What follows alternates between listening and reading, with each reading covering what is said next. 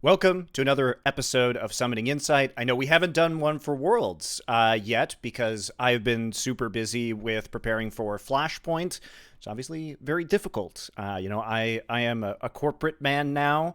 I am, under the boot heel of the Flashpoint teams, and so I have to fulfill my obligations there first.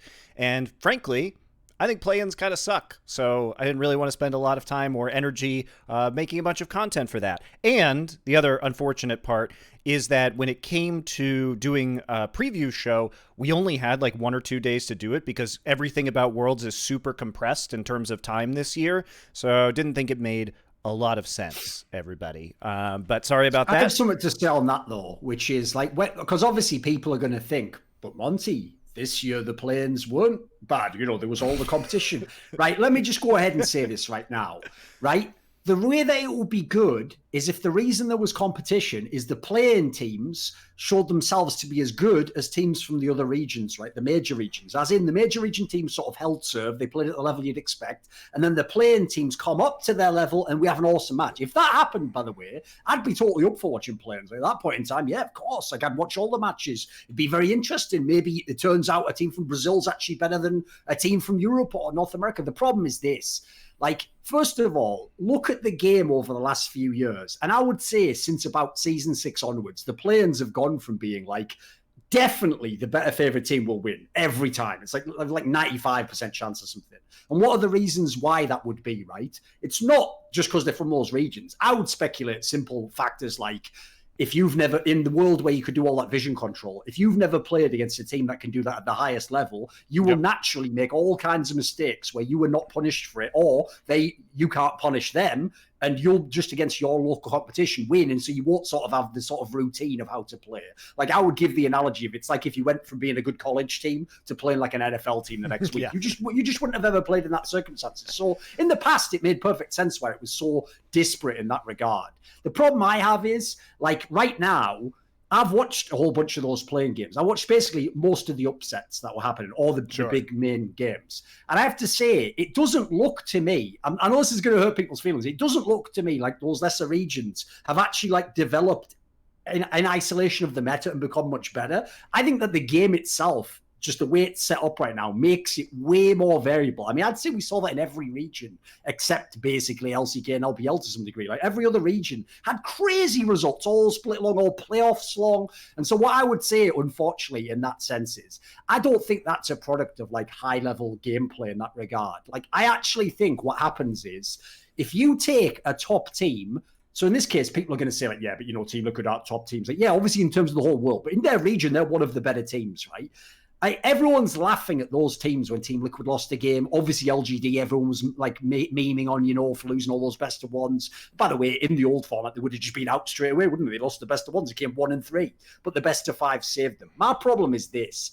Do I really believe that those teams are that level and they're just bad, or that the playing teams are good? No. Here's what I was wanting to say, and I want to get your thoughts on actually, because you've seen a lot of different esports games, a lot of different scenes. Sure. My problem is this. Think about like season 2 and region times when you had this all teams from around the world competing, but sometimes it was for the first time. Like, it was a Korean team, but they never played an NA team, or it was a team from China and they're playing like SK Gaming from Europe, but neither team's ever played a team from that region before, right? The variability of those results is already insane, because you can have scenarios where it's like put it this way, I know from Counter-Strike how this is. Like, in Counter-Strike qualifiers, there are lots, you don't even have to say like every now and then. I would say like half the time, you have insane upsets every time there's an online qualifier. So if you take a team that's top 10 ranked and you play them against 3 or 4 teams that are like 50th ranked, the chances of actually beating them all aren't as high as you think. It isn't like 90% like you'd imagine. It's probably somewhat like they're favored, but it's probably like 65%, 70%. So one of the problems I have essentially is, this is the statement I was going to make. I know everyone's memeing on those teams from the play-ins, from the major regions. Like, look, basically, they didn't really give that much credit to the less team. They just sort of laughed at all the big teams. I'll tell you right now, there are teams who finished 2nd and 3rd in major regions who could have lost best of ones in those play-ins. I guarantee you that. Yes. Like, the game isn't like it was. Like, the problem is, I know what people laning phase is so important now. Exactly. If you watch the old days, like season 3, season 4, yeah, obviously then nobody would have ever lost. But I think in the current world, I don't think that's even that good a source for memes beyond having fun with it. I think a lot of teams could lose against teams that have never played from fucking Turkey or something like that, you know. I think what's interesting about this and what you're saying is that I think we're really, and we'll talk about this, I think, with Razz in a few minutes here as well, but I think that we're kind of in what we would call the modern era of League of Legends, i.e. probably past Season 2, I would say, like starting in Season 3, so starting in 2013, when the game really started to develop in terms of a more concrete meta with positions, and we had seen all the major regions begin to really compete. I think laning phase matters now more than it ever has before, which I think is very interesting. And then also, I think the other factor to this, I think there's several factors. So because laning phase matters more, if you're a Turkish team or if you're a Southeast Asian team, now you can play on the European servers if you're a Turkish player, right? And you could play on the Korean servers or the Chinese servers if you're in Asia. So it's a lot easier, I think, to get for certain regions to kind of, become good enough. Which is the gap, sort of, right? Yeah, at least not maybe in a team play perspective, but at least in an individual perspective. Yes. Except for NA, because we have shit pinged everywhere, so you just can't. Yeah, you can't do anything about NA. Tragically, the other thing I think is very interesting is that because we haven't had any international competition this year, usually what you would see is like the kind of metas in individual regions develop, and then it would all kind of like level out at MSI, and they would learn from each other, and then they would go back. But because there wasn't really any international play, there was less of a reason for different regions to research each other or to like test the metas. A good example of this is in 2015 when we saw the European lane swap meta in League of Legends really dominate, because there was a different way the Korean teams were doing lane swaps that I'm not going to get into here because it doesn't matter. But there was a different way that teams outside of Europe were doing it. But when Worlds happened, they quickly learned that Europe was doing it like the best way. And so it kind of evened out the meta at Worlds. So there wasn't as many opportunities to like cross-pollinate on some of these ideas. So we had individual metas sort of rising in isolation for a longer period of time than normal. So I think that's another factor here. Also, the schedule has been extremely compressed. So typically, for example, this is the one day between group round robins, right? Normally, there would be multiple days for teams to adapt. There wasn't very long after the play-ins. Remember, a lot of these players were stuck in quarantine, so they couldn't get together and, strategize in person, which is much more efficient. Everybody's kind of like in their own rooms, which makes practicing and communication much more difficult, especially when, I hate to tell you this, guys, but pro players, they tend to dick around on their computers and like read Reddit during team meetings or like be on Twitter. If you're not in a room with them, they get very easily distracted. So it becomes much harder for you to kind of like catch up on strategies. By the way, Monty also means like, as in if you have like, I mean, he obviously experienced this directly. If you have like a remote coaching call with them, like you're in another building or not literally sat next to them, the problem is because you can't see what they're doing outside of listening to them. They might be just reading the newest manga chapter. Yes, exactly. Like if your grandma calls you, like, yeah, grandma. Oh, and the old one was, yep. You're like half listening though. Like, yeah, the problem is like they're notorious for that. Basically, it's like little kids. They don't literally sit them down and have them in view of you. Very few pro players have long attention spans. Let me put it that way. And so if you're not forcing them away from the computer, they will get distracted. So I think all of these factors really contributed to there being a chance for more upsets. Also, limited amount of time to research your opponents as well. Due to, again, the compressed schedule. Like if somebody has some sort of wacky pocket pick, or a player's like particularly strong, you may either not know, or more likely but you kind of underestimate that, which is pretty common.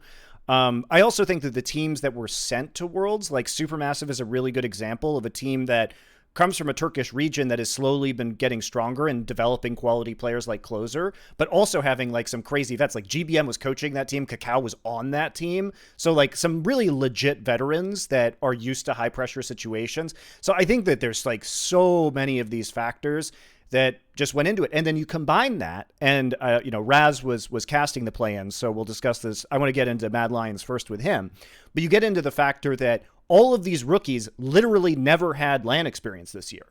Yes. Yeah, I mean, Mad Lions had like a few weeks, but in terms of high pressure LANs, they were never at a LAN playoff. They were never at a big match on LAN. There wasn't very much stress early on because no one expected anything out of Mad Lions because they were 4 rookies and humanoid.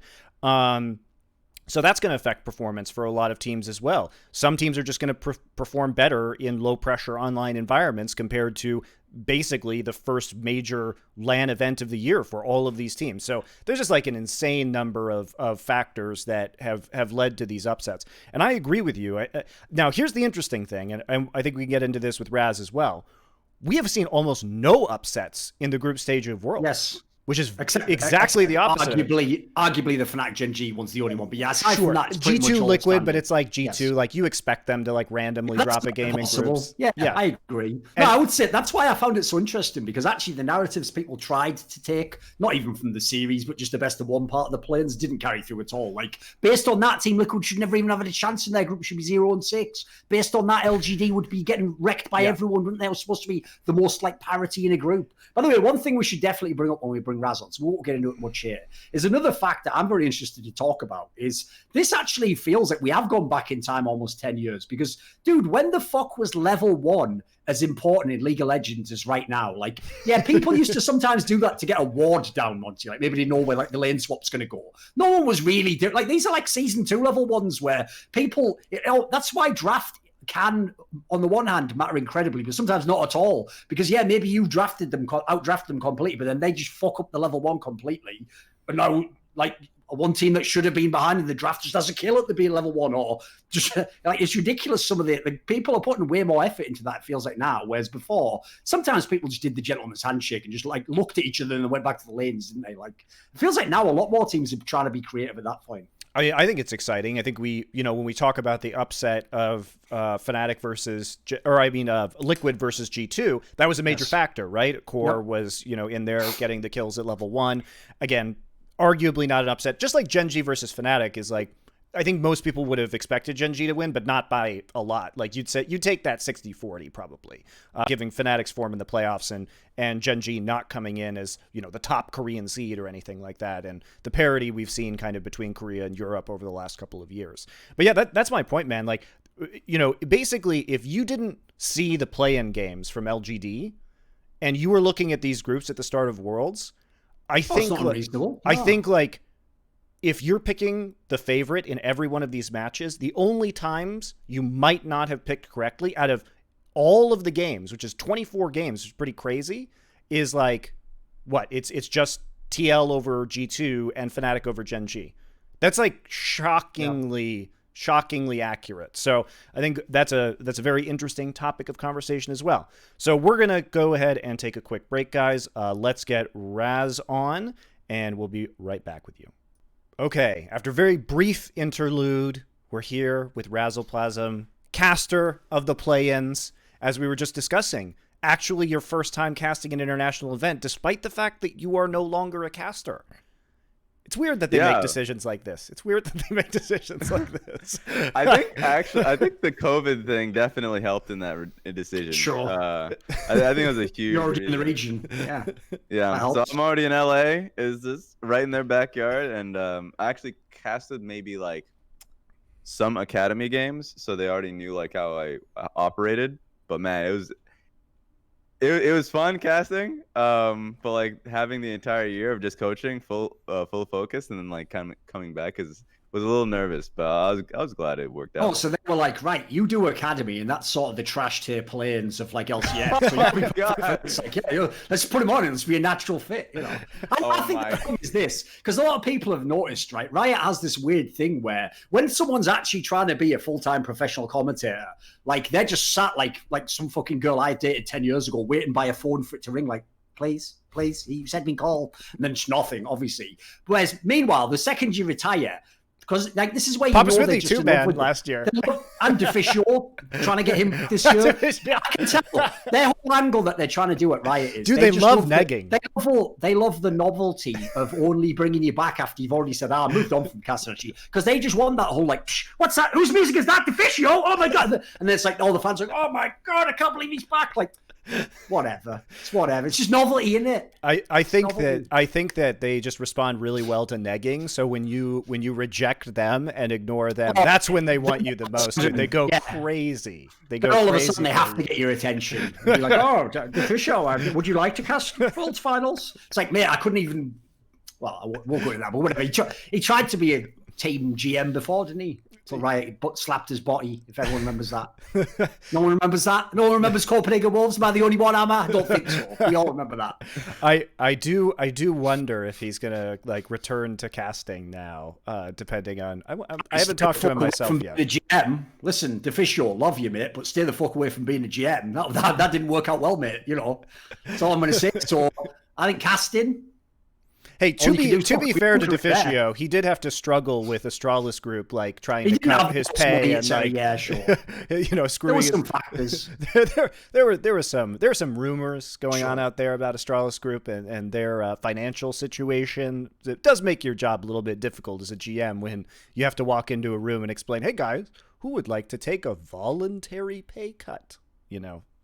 You don't do that, do you, Razz? Golden Guardians doesn't pull those shenanigans on you. Nah, that sounds mad random. What the hell? What the hell? Hearing about all of this now makes it's just crazy to hear that. Voluntary pay cut. Also, listen, we're not going to make it a whole thing, but I will just say that phrasing is the part that I never understood. It's like we're looking for people to take voluntary pay cuts. Raise your hand. Isn't it volunteering where I say, like, I want to do something? Like that sounds like you're asking me to do it. And then now I have the weird thing of, like, do I say no? It's like, yeah, it's like, how do they respond? To a bar, like, right, I'm looking for volunteers for a blowjob. It's like, that would be considered inappropriate, believe it or not. Like, you know, they have to actually offer, or you have to know them already. You know, it seems inappropriate, guys. It seems inappropriate. Okay, so I want to start with the conversation about play-ins, because let's get that out of the way before we discuss actual group stage stuff. And I know a lot of you are either NA masochists or NA sadists. I'm an NA sadist personally, but some of you might enjoy the masochism of us just bagging on NA, which will happen. It will happen later. We'll get there. But first, Mad Lions. Let's talk about them because this was a surprising result for many people. I think it's interesting because I think Mad Lions were kind of the victim of several factors, one of which is we've seen over the course of summer the importance of top lane and then carry junglers increase pretty dramatically. And really, that is a huge problem for Mad Lions because when we saw them being their most successful, it was Shadow on Lee Sin and trying to be more, I don't know, utility or setup junglers or like early aggressive junglers, let's say. And then obviously Orome is not the greatest carry top laner in the universe. So you kind of get hit by that, which is unfortunate for them. But also, I think you see that, to me, it looked like nerves. These are guys, 4 of whom have never played on stage on LAN in a high-pressure event, and for them to never have that best-of-5 experience on a stage or in front of a crowd, obviously no crowd here, but to jump from doing super well online to flying to China and having to be on stage is a massive game changer when it comes to their mentality, and I think introduced a lot of randomness into their results. Yeah, being on stage actually is such a huge it's a huge change. And like I've been in a position before where I've had like a player kind of move like who completely can do fine on scrims. Like he's great in scrims. And then you put him on stage and it's like a completely different issue because there's also the psychology around it, realizing that like this is their rookie. So this is their first time in front of an audience or in front of cameras or like just honestly in a new environment. There's like the PC, like there's so many things that change when you move from being in just like a home environment or an in-office environment to being literally on stage. So I feel like that probably impacted them. With Mad Lions, they were a team that at the beginning of summer, actually, like my team took a lot from them. My academy took a lot from them because like they were the type of team that knew how to get the most out of, let's say, blind picking Orianna or something like really early on in the draft, and then being able to counter pick for support and jungle. I thought that was really like helpful, and they did that, and they were incredibly successful at that for like the majority of the regular season. In fact, I think oftentimes it felt like they chose red side because they were always going to get red side. Every team prefers to have blue side in drafts, right? And so like if you are the team that wants red side and requests for red side, you're going to get red side every game. And so I would assume that it helped them just because of the repetition of literally always being able to scrim on red side, play on red side. And that's a really good point. When we actually had guests from Mad Lions on the show earlier this year, I was talking about, like, during their Super Week, they were very lucky to have all their games on red side, which meant that they could craft the support Wukong strategies for that week, and they could use it potentially in every single game. And we discussed that. So I think that's a really good observation. Yeah, and so, like, that was something that was interesting to see, because I remember having a discussion with my manager of, like, the positives of that. If you have that, then you're going to get your strategy. It is going to be successful because you've ran it the most amount of times. In a scrim environment where you have, like, let's say 5 games a day, it can feel bad to get your strategy off because a lot of the times you're splitting sides on blue and red side. And so you're like, well, did we really get enough time on this specific pick? And by game day, you're going to be like, no or yes. But if you're literally running it the entire week, it's a hell yes. So, like, they're a team that ran that one style. And the big issue that I've had with them from watching them at playoffs and, like, honestly, the last few games in regular season was the meta changed. And they tried to change with it, and it was not successful with them. Like, from being able to play mage mids to assassin mids like Akali, and then trying to play carry tops and, like, change up the way they play through bot side. Like, they're trying to mold, or at least, like, change the team and mold to how it plays around on the meta. And it took a long time. And even, like, as you saw in Worlds, it still looked bad. And it wasn't so much like the veterans. Humanoid played really well. Kaiser played really well. And I mean, he's not a veteran, but he played really well. He's just, he was, sure. He's great. I think he was an MVP support, first team support. And I thought Karzi played well as well, and it just came down to jungle and top lane that really underperformed.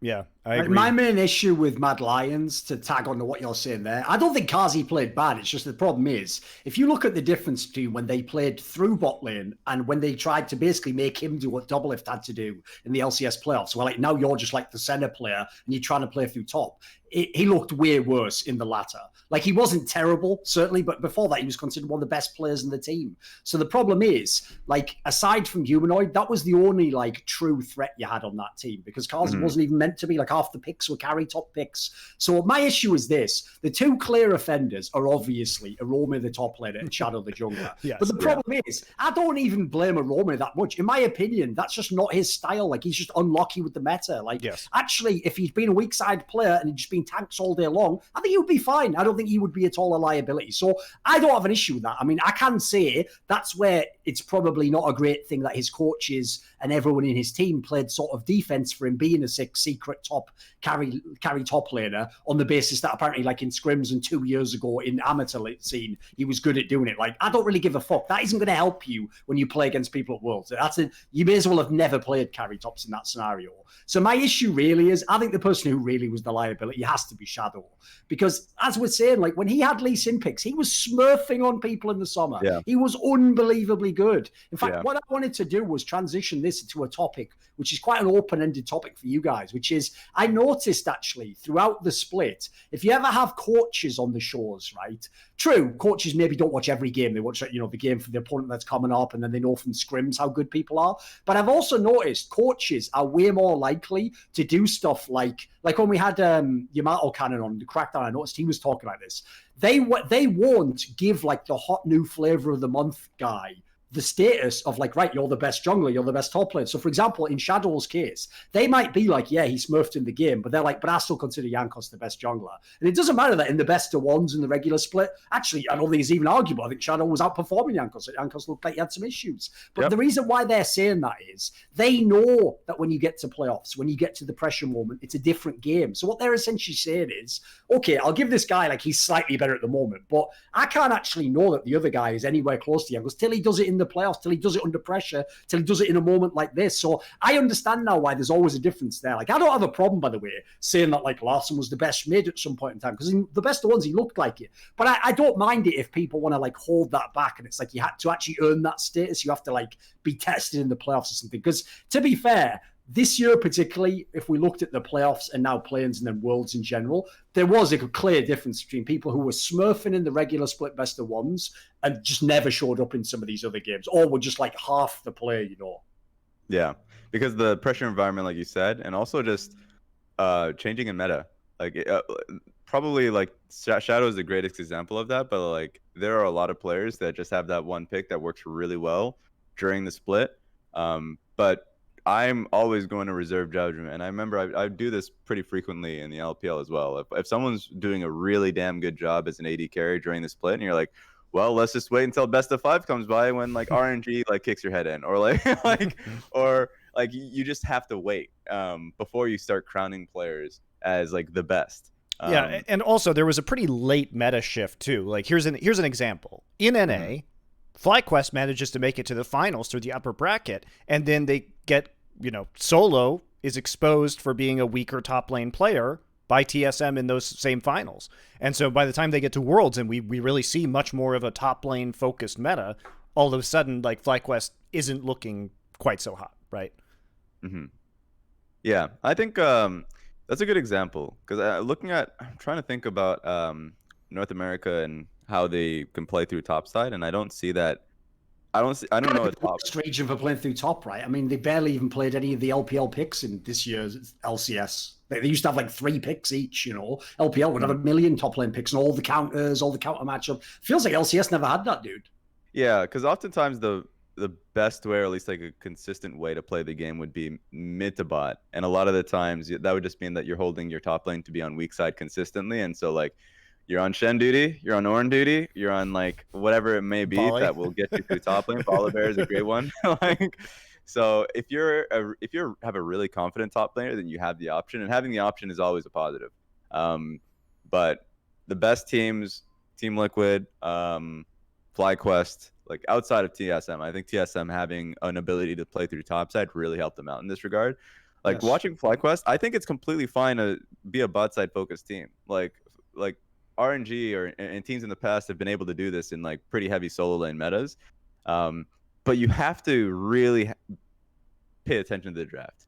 Like the draft has to be has to set up your top laner well, so he's not in such a egregious position, which is what happened for FlyQuest when they were in the playoffs, was that they would draft like a GP in a really bad situation, or they would just early pick a Shen when it can be easily punished. Like these are the types of things that wasn't punished during playoffs in North America, but for sure would be punished when they went up against major teams in like LCK and LPL. Well, I think the issue with FlyQuest too is that when we compare them on an international level, they are incredibly one-dimensional. They have one way to win, and that's Power of Evil. Literally. Yep. Like, Solo's not going to win you that game. Wild Turtle is not going to win you that game, right? Really where they shine, and like Santorin just as a player plays around Power of Evil so heavily. If we look at his jungle picks, he's the one who's playing a lot of these utility junglers historically this year in order to set up Power of Evil and make sure that Power of Evil can get farmed and get fed, and Ignar can roam on the map, right? So, but on a pound for pound, player for player basis, their bot and top lanes are just not going to be competitive at this level of competition. Period. It's interesting. I agree with pretty much the full point. I think the only one that I would look at a little bit more was Santorin, like you mentioned. I thought he had a great Graves game today. Sure.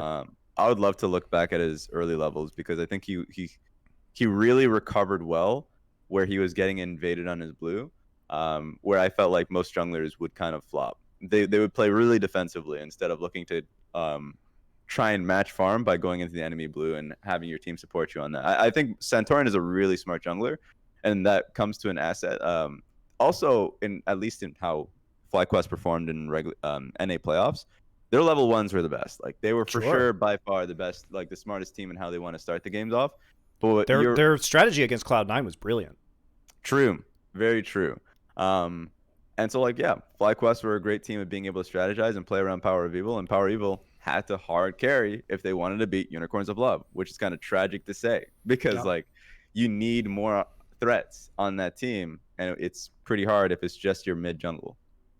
No, I'm with you on that. That's where like I actually think Wild Turtle in his comeback was he was serviceable in NA, but that's the problem. Serviceable in LCS is not going to get it done at Worlds. Like, and we've already mentioned Solo's issues, which listen, this is probably the worst meta switch that he could have as well. Like, he was actually doing a very good job doing weak side when up until basically the final you're referring to. He was again another completely fine player who was just doing his job, but can't do his job because the job's changed. I mean, I think it's impressive, like you're saying, that FlyQuest has managed to get as far as they have, considering their roster. But I think, you know, frankly, if I'm FlyQuest next year, I can't go into next year with both Wild Turtle and Solo. One or both of them have to go because I have to have some other threat. Like, there has to be some other way for me to win this, because otherwise you get trapped in very specific metas. And I'm an enormous Power of Evil fan, and I think Power of Evil is kind of one of those players who always works because it doesn't matter what meta you're in. He can always pick Orianna. You know what I mean? Like, some control mage is always going to be viable. You know what you're getting with Power of Evil. You can create a team and like a really coherent style around him that will be effective. But you do need to be able to modify that depending on the meta. And if you have, like, Wild Turtle, I mean, where would we even rank him in terms of NA AD carries? Because basically all the rookies are better than him, like Tactical, FBI, Johnson Double Lift, like obviously Sven. So, like, is he like 9th, 10th in terms of AD carries in NA? Like, that's not great. Yeah, thinking about that, especially if you're a top 3 team, that's something that you'd look at. I think he improved like a lot, obviously, from the middle portions of the split to the end. But AD carry talent, I would even throw in Bang as well, who's doing really well. Course, like, yeah, I almost forgot about him. Yeah, Monty's right. He's basically a bottom 2. He's a bottom 2 AD. I'm just going to guess whoever's on Immortals was there. Well, that's it. Yeah, the team's interesting because like they just funnel resources. Well, not funnel, but they take resources away from bot lane. Like that, Ignar is roaming. He's leaving that lane. But you know, for better or for worse. So it's interesting. But yeah, I agree. I think bot lane's pretty damn competitive in LCS, and like that's for sure. No, AD carry is pretty competitive. AD carry, yeah. Supports are actual trash in LCS. I would say AD. Razz, we're in a situation where Huhi is like in the top 5 of supports in NA. Okay, that's our fucking world, dude. That's my man. You talking about? I think he played really. he really upgraded though. He played really fucking Listen, well. he definitely leveled up, but it's not an unfair statement. Like, if Huhi's top 5, it's not the strongest fucking support position, is it? Come on. Nah, I don't agree with. I agree with the sentiment that support in LCS is they're so bad, dude. But I agree with that shit. I don't agree with the Huhi point. I think Huhi. I think actually like support might be the weakest role in NA as a whole. Yeah, I would agree with that. I think that's a really fair statement to make. Yeah. Like jungle and support, they're 2 worst. We're back to the old days again, boys. Which, by the way, here's what I don't understand about supports being so bad in LCS, okay? Obviously, you have to have a certain level of mechanics to be a pro player, but literally, if we take the following statement to be true, it is difficult to be mechanically good or to gain mechanical skill in NA because there aren't a lot of players on the server compared to other regions, and there's a lot of ping, right? Okay. Yep. So we're saying that, all right, maybe we can't produce the best mechanical players, but if you're a support player, the most important thing is your brain and your decision making, right? Especially in this meta where you're roaming around the map, where you're responding to pressure. Now, first off, I'm never going to get that experience in solo queue, period. I'm going to get that experience in scrims.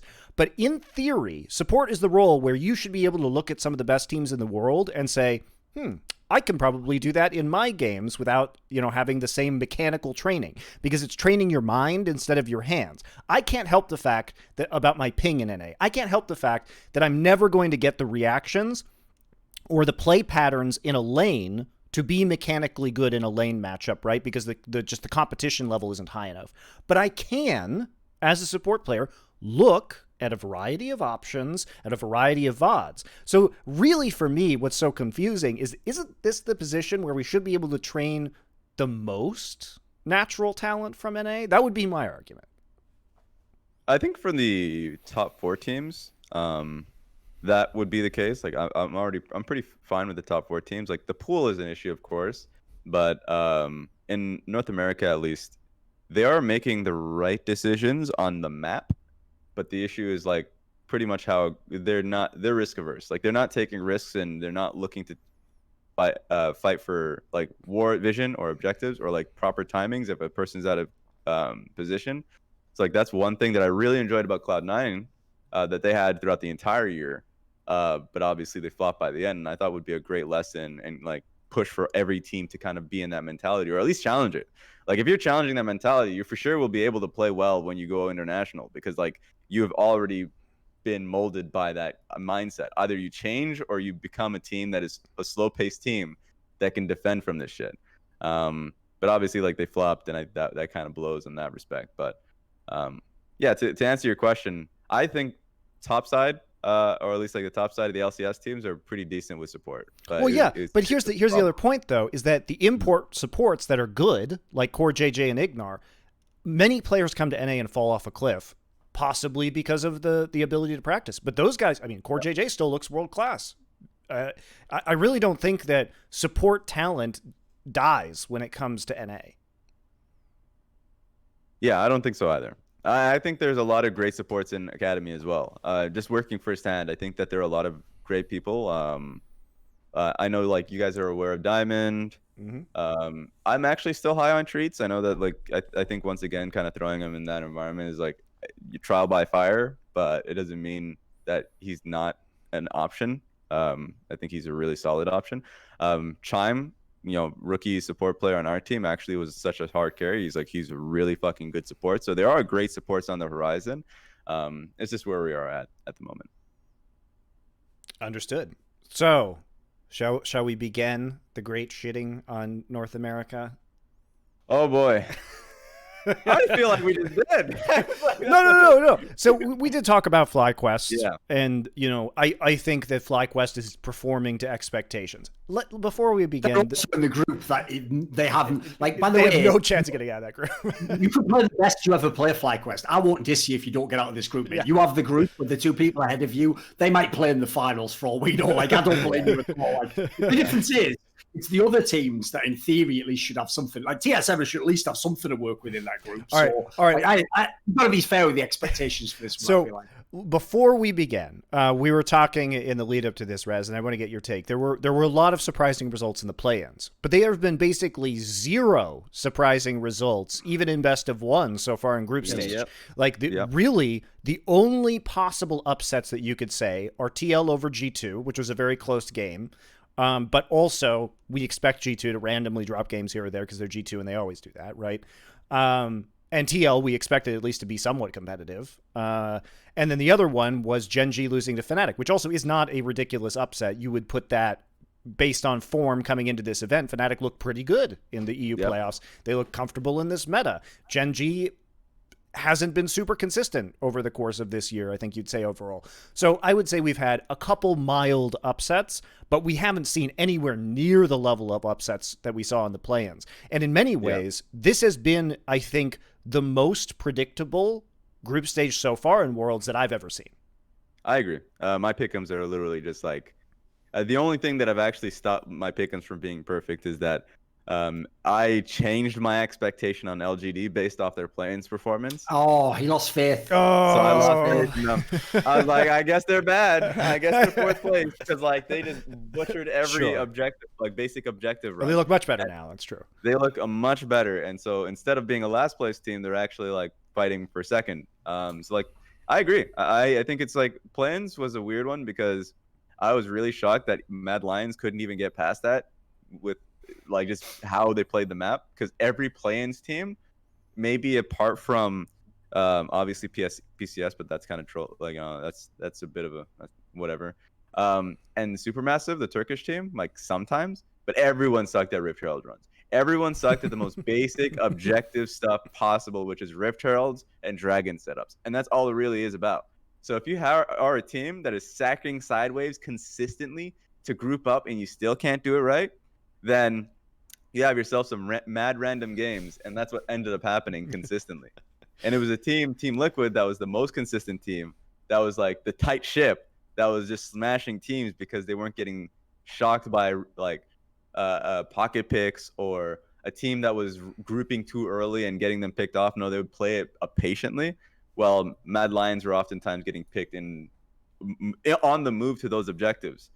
So play-ins is random, but the main stage for sure, there are just clearly better teams. We already kind of knew that the Chinese and Korean teams were going to be the top two teams.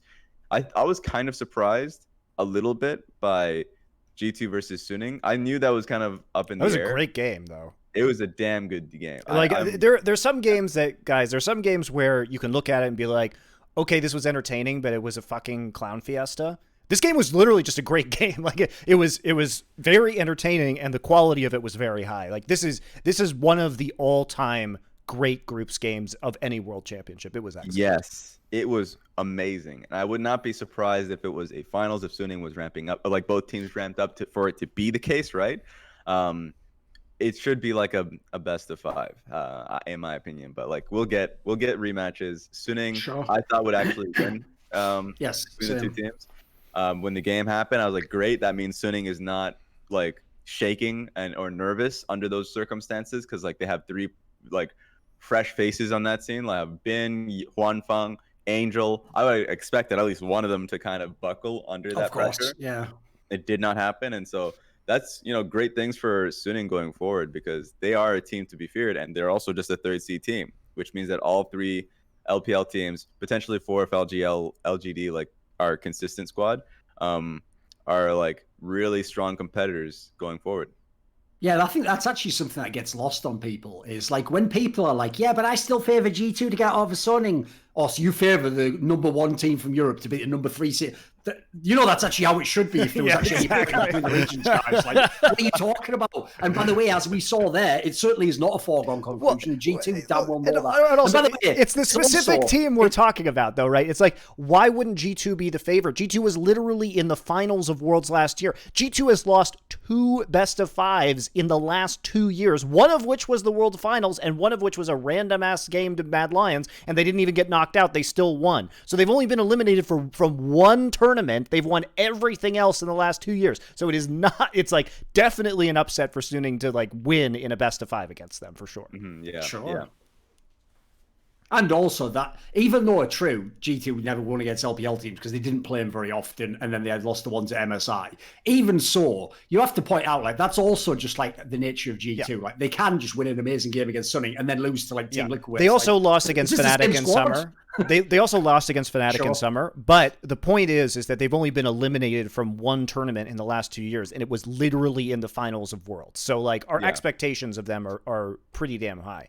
I also want to go back and say, like, there was the TL upset with Machi winning as well, but again, I wouldn't say that's a huge upset. Let's put it that way. That's more of a push on that one, personally. I mean, NA fans will be like, "What are you talking about?" But you know, if we're being real, like we don't expect a lot from NA number 2. That's a depressing reality. That's like the most depressing reality for me, because like that for sure they should be last. Like Machi should be, but that game quality, that was just Machi just beating them based off macro alone. Yep. I mean, but again, they have in some ways better abilities to practice due to their region, right? And I think we've seen over the last few years, I mean, look at how well the Vietnamese teams have been performing compared to our expectations. Yes. And who knows what this would have looked like with the Vietnamese teams present at this Worlds, right? That's true. I mean, they might have been okay. Actually, I mean, they could have been jockeying for maybe a number 2 seed, or at least like playing the spoiler at the very least, I think. Yeah, for sure. Actually, if they were put in Group A, Group C, maybe kind of. They for sure could. They can play spoiler 100%, and they could jockey. I didn't do much research on the VCS teams when I knew that they weren't coming. Yeah, there's no reason to, right? Yeah, I heard some of the top ones do actually get scrims against like the good like other Asian teams though. So in theory, they should have like some in to have a chance at these tournaments. Exactly. If you're getting that level of practice, and if you're like the solo queue quality for both of those are just going to be really strong. Like if you're in PCS, for sure you're scrimming in Korea, or at least like you're playing solo queue in Korea and scrimming in any of the servers. So like you'll always have like a positive environment. The only negative is that your team might get a few players being poached. Sure. I mean, but I mean, we've already seen this, right? Like look at a guy like SofM who has been insanely good so far at Worlds, and he's a player who comes from that region. So we're already seeing Vietnamese players hit like in discussion for among the best in their role when it comes to Worlds teams for sure. Yeah, 100%. Also, by the way, low key, because I know no one watching this show has been following the storyline, so you're all going to miss this one completely.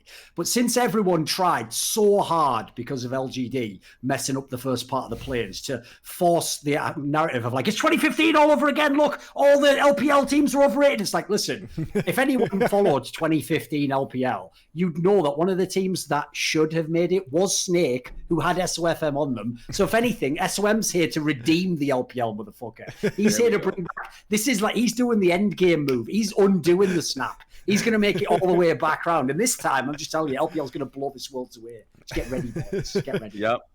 His team just moves on his whim too. Watching that team play is so hilarious, especially versus G2 early. You could tell how frustrated Jankos was because he's just getting his camps invaded on by both Angel, Bin, and SOFM. And then the moment Jankos, you just walked into the river, man. He just walked into the sea. Decided he was just going to contest Raptors when he had no reason to, and Angel's just going to fuck him up. At the end of the day, SOFM, he's confident in his skills, and he has help. Jankos or anybody that tries to contest that just has to accept it. That's just the reality. I also love that SOFM has been playing, the Lee Sin and making it work in this meta where a lot of people are not doing that. It's been really fun to watch. The tank Lee Sin, I think, is really good. And also I just remember that one team fight around River where consistently Sorta was getting picked off, but he just solo won the fight on his Lee Sin engage and just like legitimately chunking the AD for like a third of their HP like that. He's an insane Lee Sin player. I just appreciate that he's a big balls player too. The fact that he's going after like perks on Ezreal and he's like, I got this. I'm like, really? I'm like, holy shit, this guy goes deep. When you say he's an insane Lee Sin player, though, he also makes me feel like we've gone through a wormhole back to like season 2 or something. Because, dude, he was playing it well. Like, all his decision making was good. He got the key picks, but his mechanics are janky as fuck, mate. He looks like if like someone's learning to do the fucking insect kick or something. Like, he's not super slick. I don't know, because like that one kick that I was referring to, like. The triple kick and kick the 3 people or whatever. Yeah, he didn't even ward hop because he was like, well, Renekton's already gonna stun him. Like, I don't know how they were able to coordinate that, because even if Renekton's coming, you just ward hop anyways, right? Sure. But he just literally walks up to get the kick because he knows it's a guaranteed. That's what I mean. His patience is what does it. Like when I watch him play the Lee Sin, like he will wait for the play to develop. Sorry, Thor, what were you gonna say about him? It's all right. Keep going, Matt. Oh, no. It's just like I love seeing him watch the play, and he doesn't have the Lee syndrome. He just sits there and waits for the perfect positioning. And like you're saying, that just walks in. I'm like, great read on that scenario. Yeah, 100%.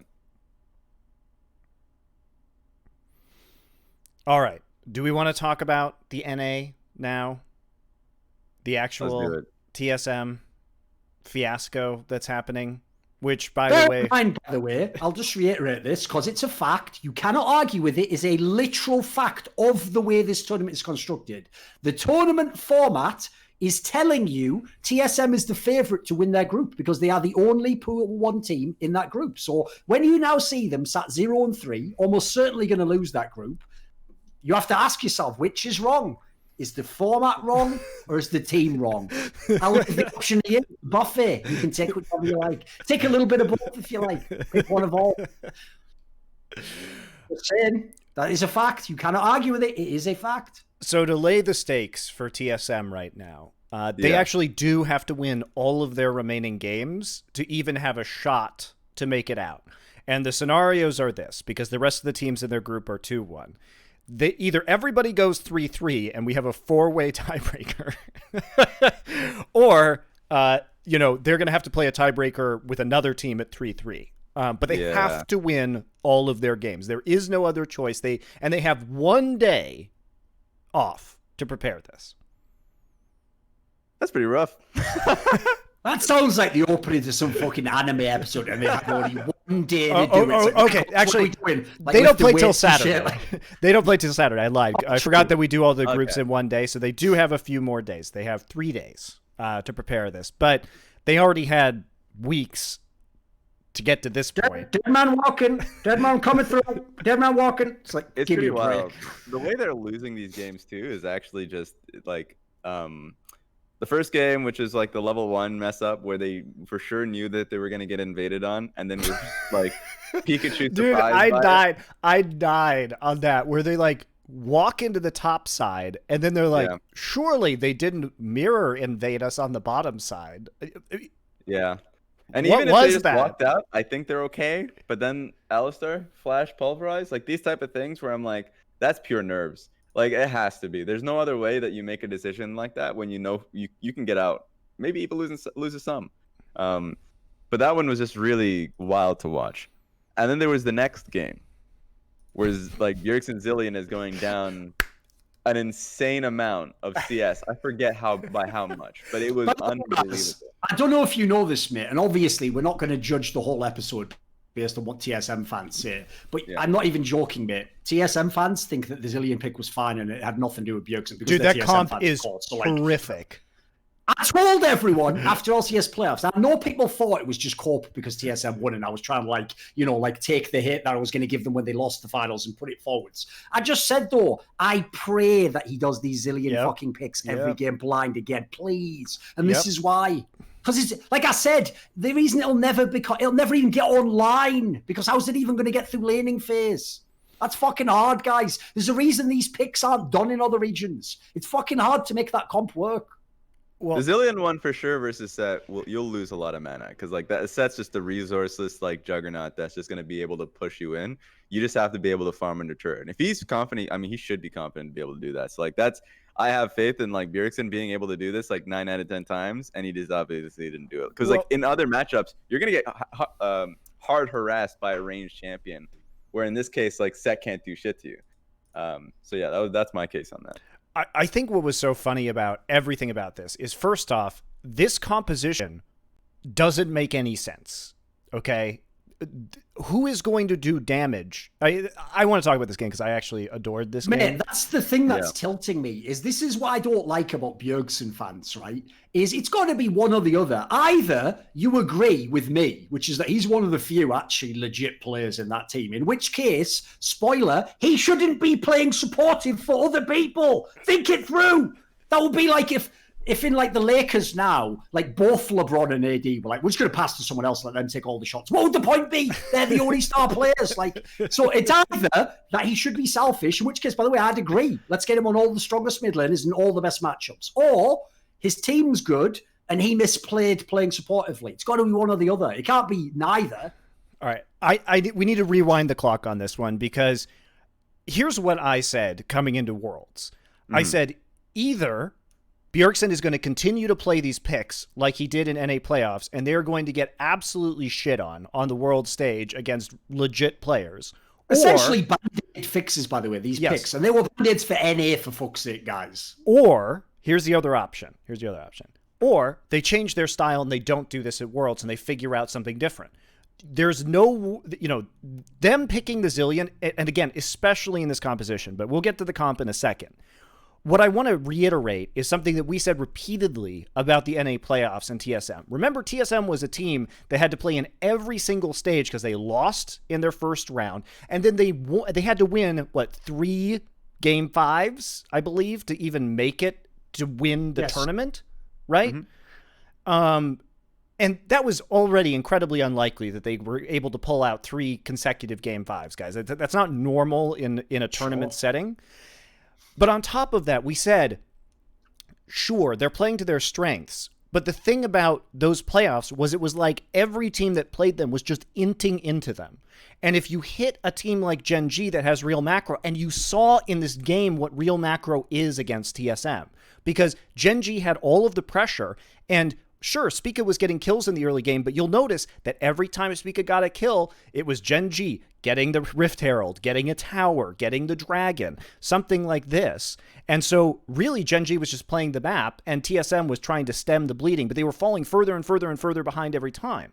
And the thing about Zillion is that when you're playing in NA and people are inting into you and they tunnel on somebody and they kill them and the player comes back with full health, that's your engage if you're TSM, right? Because they're committing to the fight with you. The problem is, if we look at this composition of Renekton, Nidalee, Zilean, Senna, and Rakan, your only engage, really, in the late game is Rakan, or like maybe a flash W from Renekton. That's super easy to play around, right? Or maybe if you get a lucky root from the Senna.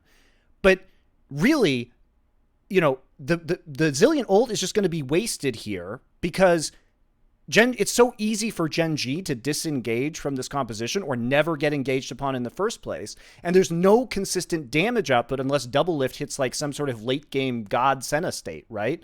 So what is the purpose of the Zilean in this composition? It can be really hard for Volibear and Set, but for the rest of them, you're right. Like, I think that, like, from a 5v5 standpoint, it's difficult. My biggest issue is also just on a laning perspective. Top lane is going to lose that like matchup, at least early on. Bot lane is going to be losing to Ezreal Karma for sure. Mid lane is going to be like getting pushed in consistently, and in Italy that wants to function like an Olaf or something in which she wants to get an experience advantage is going to get invaded. And the Lilia too is perfect. When you have such high pressure lanes and you have all these winning lanes, Lilia just jumps around in your jungle, takes all your shit, and runs away. Yeah. And it forces Spica to turret dive, is what it does. It forces him to gank. From that perspective, they just need to give a lane of prio for the Nidalee. Nidalee Renekton is just a great duo, and if you get that, you should be happy. And I actually, if a team picks Set, by the way, Set's super easy to bully. Like, you need to give me an Orianna, like something where you can play through mid. And Set really can't do much against that range disadvantage, and you also just have like great range on your team. Like you can go with the first 2 picks that they got, they can do whatever they want. In fact, Rakan, I'm okay with as well. You can do anything you want with this comp. Just give me a 4/5, which gives you prio in your lanes. And they didn't do that, which kind of sucks. And I'm sure that they talked about it, but kind of learning these lessons on group stage is not ideal. You don't have that many games. So like that was my issue with this team, and also Team Liquid of their first 2 games as well. Yeah, and if we look at statistically, guys, TSM in the season, they really weren't very good at getting first dragon. Despite, like, if you look at their record, you would think they would be better at getting objectives. Their objective control is quite poor for a team that lost as many games, or that won as many games as they did.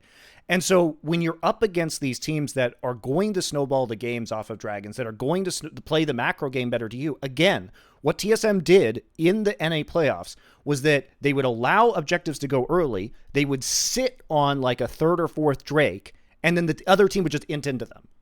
Okay? I will say though that it is a good idea to give away first Drake if you are playing towards topside, and if you always have to trade. If you're a team that's saying, okay, I'm getting Broken Blade Camille, Renekton, anything that gives them a good matchup, and I'm literally playing towards topside, then giving first Drake for that is a great idea. You just have to be having a consistent plan around what you're going to do around 2nd and 3rd Drake. Sure. And that's just the state of the game. I know you were talking about it, actually. You guys were talking about it before you brought me on, which was just like how the state of the game is pretty linear around. Yeah, it's pretty obvious at all times, right? What you're meant to do, sort of. Yeah, and it's kind of, and that's also like what can aid playing teams as well. I don't want to go too sidetracked, but if you're just solely based on lanes, how your priority and how it helps your jungler, and then when you're past that point, if you have a split push comp, if you have a team fight comp, if you have a pick comp or a poke comp, you're all playing towards the same goal around Rift Heralds, around dragons. Because even if you're giving away the first 2, you for sure want to fight the 3rd one, because you're never going to give away soul point, and you're never going to give away soul. No. And so, yeah. That's totally valid. But remember, this is the team that won LCS playoffs, right? Here are their stats. I pulled them up for you. 48% first dragon. Total dragon control, 51%. Is this over just the playoffs? Over just the playoffs. 23 games in the playoffs. 48% first dragon, 51% total dragon control for the team that won. And then also, first Baron, 39%. Well, that's a little rough. And I mean, like, it showed in their playoff run as well. They got 3-0'd by GG, and the next one, it was looking pretty bad for them. But how... This was like a glaring flaw that people didn't talk about. How do you win a region with 39% first Barons in playoffs. That is insane. Especially tying the two things together. Dragon and Baron are how you win the game. That's how you end the game in League of Legends right now. So, yeah, I agree. That's ridiculous as a stat. Let me compare this to other... I'm actually curious to other kind of regions that won. So Dom 1 had 100% first Baron rate, right? Bearing in mind they only had to play the 3 games. So, obviously... Sure. That's not... Let's look at LEC. So G2... in playoffs. Here's another one. This is actually very interesting. 46% first Baron rate for G2. Also probably not a good indication for them. But that is curious that G2 also had under 50%. And this is for playoffs alone? Yes, for playoffs alone. Yeah. So G2 played 11 games. Yeah. And let's look at top. Actually, I'm curious. They played 8 games. Theirs was 63%. So, again... but I'm actually surprised to hear that about G2. But G2 also had a super rough start to their playoff run. So, and also like it kind of is a statement in prior seasons of League. Baron is like the mecca of objectives, and like everything is decided based off that. But now it's just completely split towards Soul. If you're a team that is trading Soul for Baron, you are just much happier with Soul with Soul itself. Like I'm happier with everything outside of Cloud Soul, because that's just useless. And even then, a game can be coin flipped on Elder Dragon. So Baron is probably the most useless it's been historically. Yeah, especially in NA, being as they just take the Baron and then have a team fight and half of them die anyway. So it's like, at that point in time, it's not even that useful to have the buff, is it? Like G2 also, and remember that when we said TSM had 51% total dragon control, like it's a combination of barely over 50% dragon control and 39% first Baron that's concerning. G2 at least had 60% dragon control. So they were and 59% first dragon. So they were significantly higher on that. I think what's curious about the whole TSM thing is that they were simultaneously not threatening to stack Soul or to stack dragons while giving up the majority of first Barons. That combo is truly rough because it's not even a trade that you're making at that point in time, right? It's just losing everything. Yeah. It's so far long ago that I actually can't remember the games, but I do remember the quality of the games. And for basically, TSM was just doing a better job in skirmishing and team fighting, essentially, and that's what won them the playoffs. Exactly, and that's pretty much where my memory kind of also hits, because Broken Blade and mostly Bjergsen, completely Bjergsen, but Broken Blade, and by the end of it, Spica was performing well too. But like those two solo laners were for sure controlling the game states like consistently, and you needed to throw bans at Bjergsen or do something to make it so their top side wasn't just smashing. I also thought as well, like, listen, it's one thing if we go in depth on like the Zilean game, but this game against LGD in this main event as well, like. There's not even any excuses. Like, this is where like, people who are Bjergsen fans, like, you guys are just reaching at this point in time. Like, how are you going to complain about this? Like, oh, I'm sorry, is LeBlanc not a fucking mid lane pick now? Like, is that a niche pick, is it? Also, I don't care what any pleb tells me, right? Because everyone was telling me, like, why are you saying that Orianna, it was the not favoured side of the matchup? Because I actually get my information from people who watch laning in real regions, not NA, you daft fuck, where you guys actually think Zilean wins lane. Like, it doesn't. It just does when Bjergsen has it and the other guy's fucking golden glow or something. Like, hello? It's like, shut up. Like, in this scenario, my people in the LPL told me Bjergsen even had the favoured matchup there. And what the fuck happened? This is why I told everyone coming in. Because coming into this group, by the way, I noticed a lot of people actually were quite happy who were Fnatic and TSM fans, because their logic, I get it, was like, right, aside from maybe Gen G, in theory, okay, we got a chance though, right? We can beat each other, and then maybe we can beat LGD. But I told people coming in, that only makes sense in terms of like the world rankings of the teams. If you look stylistically and in terms of where the strong players are, bad news for Fnatic and TSM, two teams who collectively don't have a good jungle mid duo.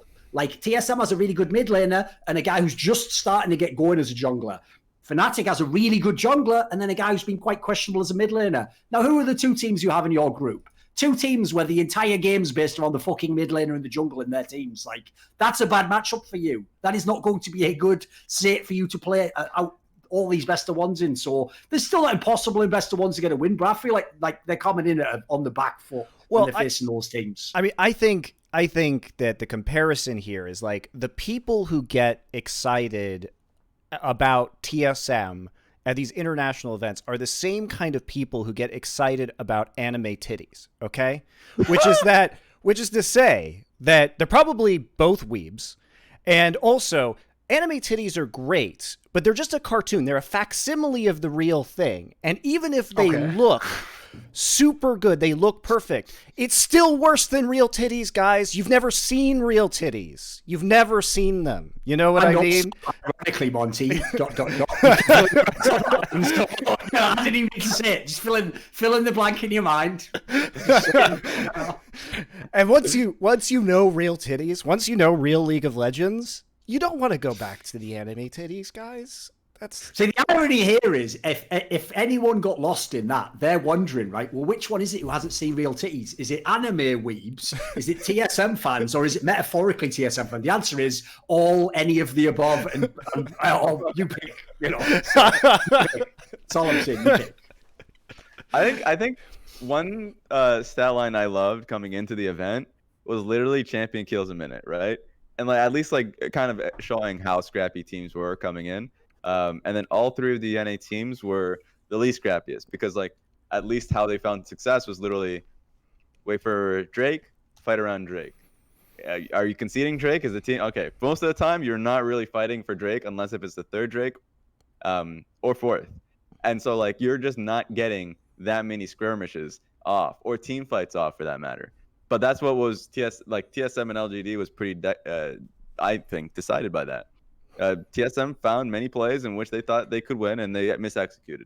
That's just a fact. In fact, a lot of these games, even though TSM found ways to be behind really early on, they just were misexecuting in team fights. And it's kind of been the case where you would much rather have a team that at least knows what to do, like have a solid idea and around like major objectives. So like, how do you fight? Like, how do you ward around these like Dragon or Rift Herald or all these things? But at the same time, is willing to fight to go balls deep. Most of the teams, Team Liquid for the first two games, TSM for the first two games, and then like finding out they should be like really pushing for it on the third. It's just not. You should not be learning these things on the world stage. But in both of these cases, that has been what's been happening.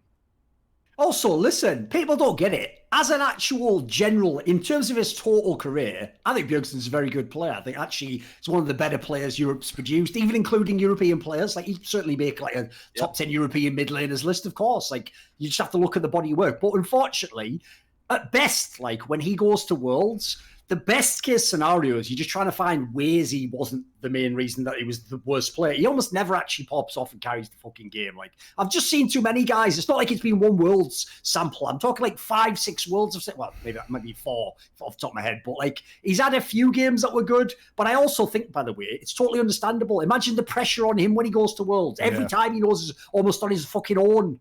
Like in that scenario, it's one thing to be on your own. It's one thing to know you're on your own. There's a distinction that's made there. This is also just one of the reasons that I was really hoping Bjergsen would leave TSM at the conclusion of his contract, because I think he just needs a refresh. And, you know, frankly, like whatever is happening internally. Imagine taking this Bjergsen and putting him on one of these EU teams full of like young rookies. I know, it's depressing. That'd be amazing. That would actually be a sick way to end his career, wouldn't it? It's so depressing. Like I really want him to pop off, you know. I really do. Yeah. I really do. I want to see Bjergsen with a refreshed mindset in a new environment, because sometimes, you know, having that change like gets rid of old habits, but it's the way that, however, the TSM organization has been planning around Bjergsen just isn't working on an international level, right? And also it relieves burden on being like the leader or the kind of like you're focusing on so many things outside of the game. If you're in a new environment, it kind of gives you a good it gives you an ability to just focus on your own gameplay and focus on how you lane. And I think that he's been really good at it, but like every player just wants to be able to have that one singular focus, so they can be like that aspect of their craft is like excels. Yeah, that's definitely an issue. I mean, imagine Bjergsen on Fnatic right now. Yep. That'll be a playoff team instantly, by the way, instantly. Like, you know, if we're talking about teams that could potentially contest G2, Fnatic was, I mean, up until the finals, relatively close this season again. They you know, bounced back pretty well after a tough end of the summer split and played well in the playoffs. But, you know, Bjergsen could absolutely, I think, push that team over the top and, at least make it much more competitive with G2 for an actual title. Yeah, for sure. He is an insane player. I think if he's on any major EU team or major, like any team that has like talented players across the board, they would be a semifinalist team maybe at Worlds. Like that 100% would push them up over the edge.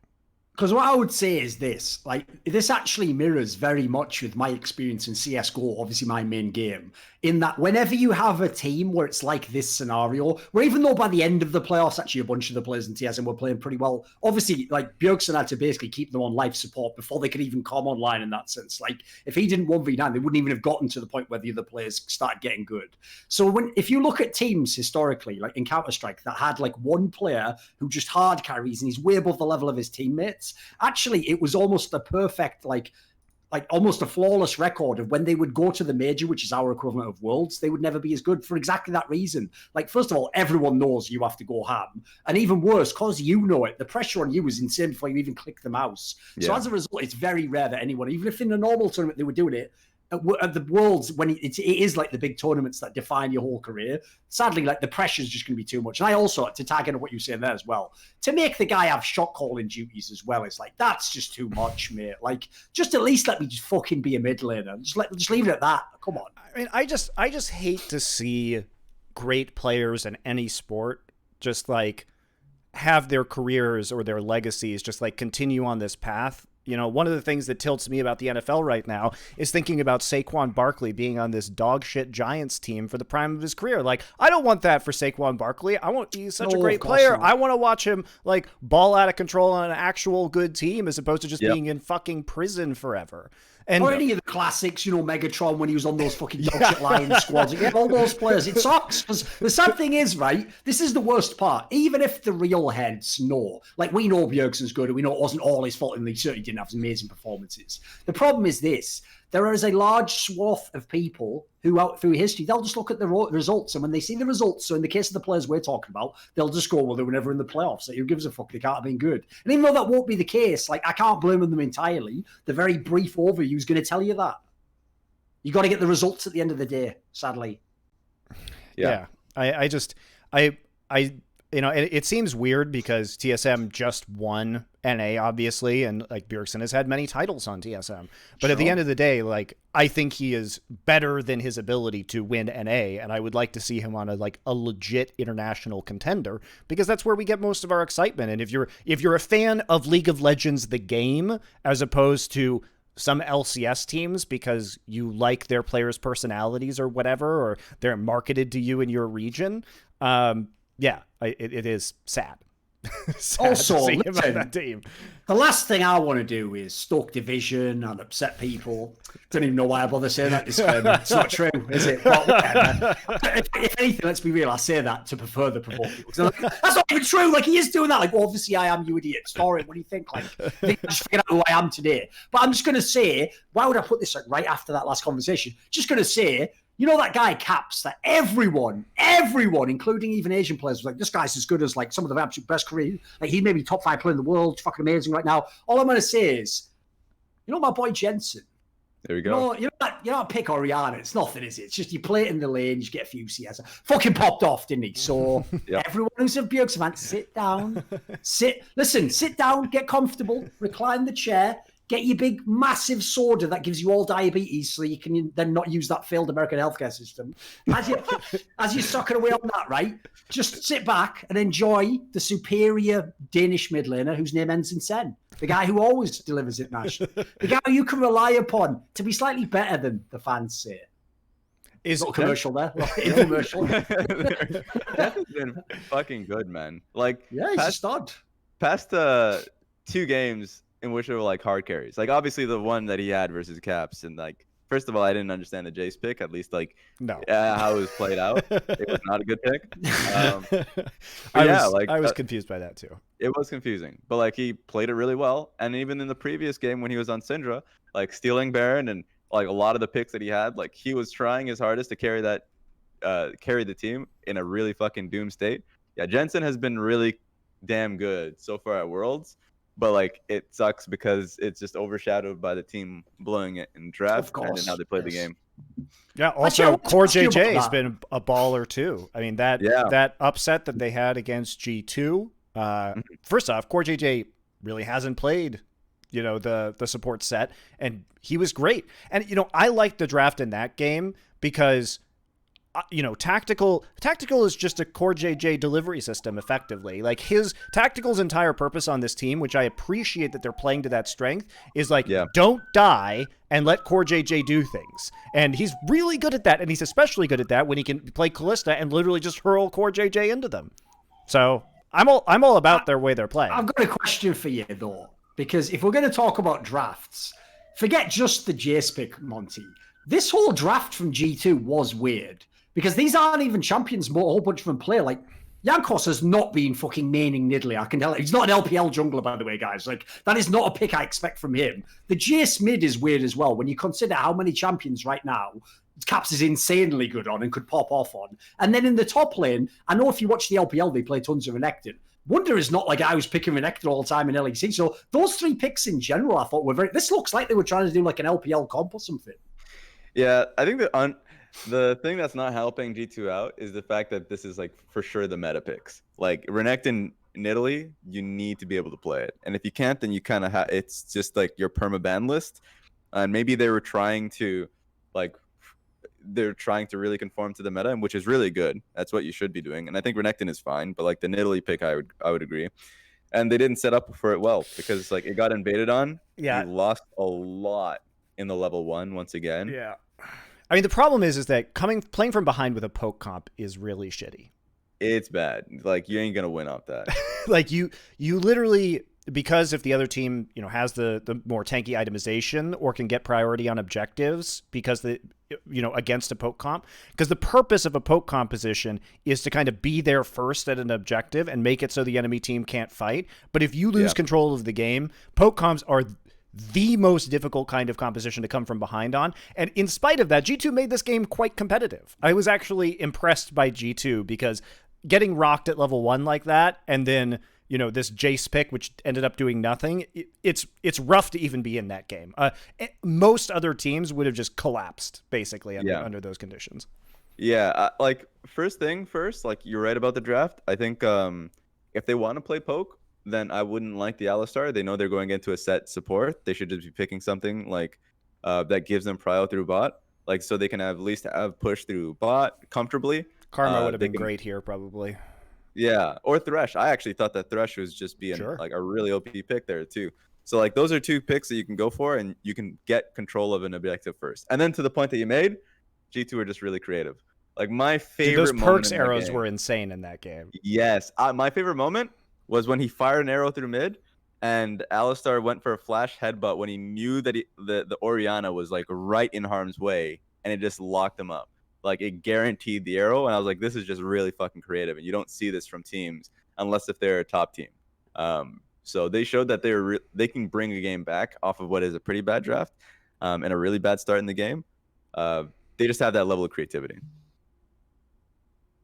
Yeah, that's actually, aside from the beginning of this game, I actually think G2's looked pretty good in this group so far. It's looking quite promising. If you want at least one Western team to have some chance to do damage, they're living up to it. They're looking like they can be good. I even agree with what Razz is saying there. Like, when I think about it, odds are this draft is just based on all the scrims they've just had versus all the top Asian teams. So they feel like they probably, like, I mean, first of all, this is the good game to gamble on if you're going to try and bring it out. Like, it's not like you want to do it against Sunning. So test it out now. If you can get it to work, you have another chance later on. If else, maybe you have to start banning them, like you said. Yeah. I also think it's to G2's credit because so many of these games have been very one-sided, right? We haven't seen super close games for the most part. And G2, I would say, is the only team that's really doing well from behind. Like if you look at the Suning game, they won that one from behind. And then you look at this TL game, there was a chance they could win this one, and they were actually making it competitive off of a pretty disastrous situation. So I think for me, like thinking about G2 in a best of 5 scenario, they're still easily huge favorites to go deep at this tournament. Yeah, I think they're a top 5, maybe. Like for me, it's like my top 4 are just like, you know, it's pretty static. Like JD, Top Esports, Dumb One, and DRX maybe. I think Gen G, but like basically okay. one of the Korean teams. One of the Yeah, Korean just teams. basically two Korean, two best LPL, two LCK, whatever you pick of those. Yeah, Yeah, and I would sense. have G2 being able to punch above their weight and get They're there. the dark horse, right? Yeah, for sure the dark horse, because like I'm judging them based off of what I think are real underperformances on Jankos, Yes. at least from the regular season from their bot lane. And they're right now their bot lane's performing at the international. I just want to see Jankos perform at the international, and if they're exactly what we saw in 2019, for sure they can go far. So that's something that I want to see from them before they get to the group stage, or at least the knockout stage. I think Perks has been phenomenal at this event. Yeah. And Mickey's Bard has also been incredibly strong. Yes. So yeah, I agree. And to be fair to Jankos, though, like his life has been made difficult in some of these games. Yep. His life has been made very difficult. So I think part of that I wouldn't really attribute to Jankos' individual performance, but his team needs to be better about their level 1s as well as kind of helping him out in the early game. Yeah, I would agree with that. Any teams that you're particularly excited to talk about, Razz? I mean, we haven't even talked about probably the 2 favorites, which are Top and Damwon yet. Probably good timing, because I think Top Esports are my favorite, which I'm usually the type of person that doesn't just cling on to a favorite of the tournament. Like I just usually love dark horses because they're far more exciting in how they play the game, because it's usually not that optimal. But Top Esports are literally just superstars in every position, except for support. But like their bot lane is really strong with Jackie So it's insane. Even in their first draft when they came in, I wasn't even a fan of it. But like it was just like that they were so strong individually that no one can match up to them. And also another thing too, they've got to have the 3 best laners in terms of like any team's average level. Like they've got to have it on all lanes. Yes. There's nobody bad. It's literally IG 2018. Like it's crazy just kind of thinking about it. The only difference I would say is that like 369 is competing for top, like the best top laner next to Nuggery. I would say Karsa is better than Ning, but Ning obviously like has those like high-end performances where he just goes insane. So like that's always like an asterisk, but Karsa is more consistent for sure. Like I would be able to bank money on like Top Esports winning a best of 5, where Invictus Gaming, it feels like a bit of a roll of the dice based off of like how Ning and the Shy are playing. But yeah, man, like top is fun. And another thing is they're changing, or at least like the LPL top laners are changing how people draft in the tournament. Because I knew that shit we were seeing in play-ins and the first half of like group stage about first pick Camille or Ornn or like all these top lanes that for sure have counter picks that you should be afraid of. Like that should not be a thing. But 369 and Ben, they're on that Jax pick. Dude, this is where you can tell. Like I alluded to earlier about how LCS just didn't like. It's like their version of the top lane was in a different universe to like the LPL, like which is crazy considering the LPL's obviously won the last few worlds. Because that's the thing I found crazy. You even saw it in fan analysis, Razz, because every fan analysis was always like this. Anytime they lost on a carry pick, they were like, "Why not just pick on? Just pick on." It's like, dude, that was months ago where you could just pick on into everything. Like the LPL has every counter pick for the top lane. If you blind shit, they will just pick, like Razz says here, they'll just pick what is the obvious counter into it and play it. I loved the top versus DRX game. At least from a drafting perspective, a strategic perspective, it's like not only did you get Dorian going towards, or at least like the top lane pick being the Quinn versus Renekton, which is just almost, it's unplayable for Renekton. But then you had Knight going like Nocturne mid, which just completely fucks ADs on side lanes. Like Quinn literally cannot split push against the Nocturne. And so that level of drafting and the risk behind that, it's so good conceptually. but teams will be afraid of trying that on stage. I mean, the execution is not Dude, easy, right? Dude, like what I loved about that game is just they were willing to take those risks against arguably the other best team in this group, right? Yeah, and you're saying, okay, Chovy, you're going to play the TF. I'm going to be able to match your map pressure by playing the mid Nocturne, which, by the way, was nerfed recently, guys. So it's actually less powerful than it used to be. And then not only that, but you take a counter matchup and then you make adjustments to how you're playing the Renekton and you're itemizing the Renekton with heavier armor. Because, DRX is thinking, oh, hell yeah, we've got the Quinn matchup into Renekton. We're feeling good about it. And Top instantly reacts to that. So they react in itemization, they react in map in their play of that pick, and then they react in the draft with the mid Nocturne. This is awesome shit. And you have the Tom global as well to react. I mean, this is really, really high level drafting from Top, and shows the versatility. The fact that Knight is just like, oh, I can play mid Nocturne in this situation, which, by the way, in terms of decision making, is really hard in this scenario. Like, this is not something that you can really actively prepare for. You just have to have the player who's comfortable making these decisions on the fly in the game. Yep. If the player is confident and you know that he's a high execution based player, like he can definitely execute on these picks, you just go for it. And my favorite part of that game too is like when Renekton was holding top freeze, or at least like holding the wave, and just basically saying, what are you going to do, Quinn? Like, what is Quinn actually going to do in a long lane? She is not going to harass in her turret. She's not going to call for jungle, because if you do that, you're basically calling for a 3v3, which is like Quinn does not want that. Like, she just literally wants an isolated matchup and to be safe in that. But Nocturne is always going to threaten. So I thought that was a really smart draft. It paid off well too. And that just shows that if they're willing to do that, versus DRX in this group, then they for sure have a lot more ready in a best of 5 environment. Like that's something that I enjoy watching Top Esports for, is that they are incredibly flexible, and the same thing to Dom one. Like it's just the top teams, they don't necessarily have to play carry tops or even the best matchups, but their full draft makes sense in crafting a well around them. So it was good shit. I love this. I mean, I think what's so scary about them is the point you guys brought up, which is that, they have such incredibly strong individual players. So we can already make an argument, oh, they're best in position, or at least they're top 3 in position at most places, not support, but most other places, at least one player in every lane, which is obviously a great place to be. But then you throw that in with this creativity and flexibility in the draft. It's like almost fucking unfair, dude. Even Damwon isn't able to, I think, have this level of flexibility. Oh, right? And also, by the way, your mid laner is just considered the best player in the whole world and has a champion ocean like the entire world. Like, you're fucking kidding me. Oh, like, you've already got all the advantages you just listed there. You just throw that in. That's just the cherry on the top. It's insane. It's insane. This team for sure, I think, is like they should be in the finals.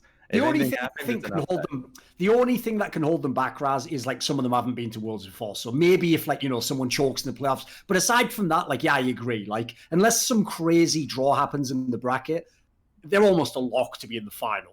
Yeah, I think so too. Which is rare that you can say, but they feel like a lock.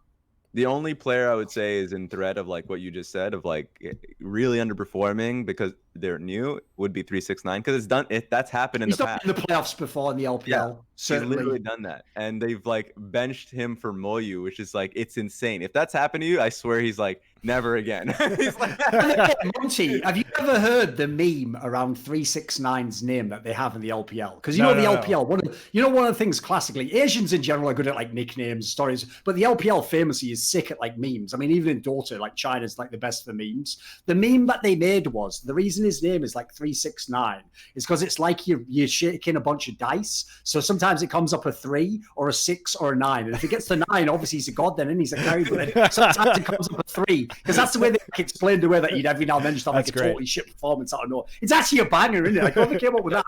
That is fucking straight fire. Yeah. This is what happens when you have like 1.3 billion people coming up with memes. The game is just cutting edge. Yeah. It's Weibo's like fucking like CERN for memes. It's just taking memes and circulating them and fucking sending them to light speeds, and they just like smashing them together. Exactly. Yeah. Just smashing the memes together, figuring out new meme particles that they can claim discovery on. Yeah, it's pretty funny. I like it.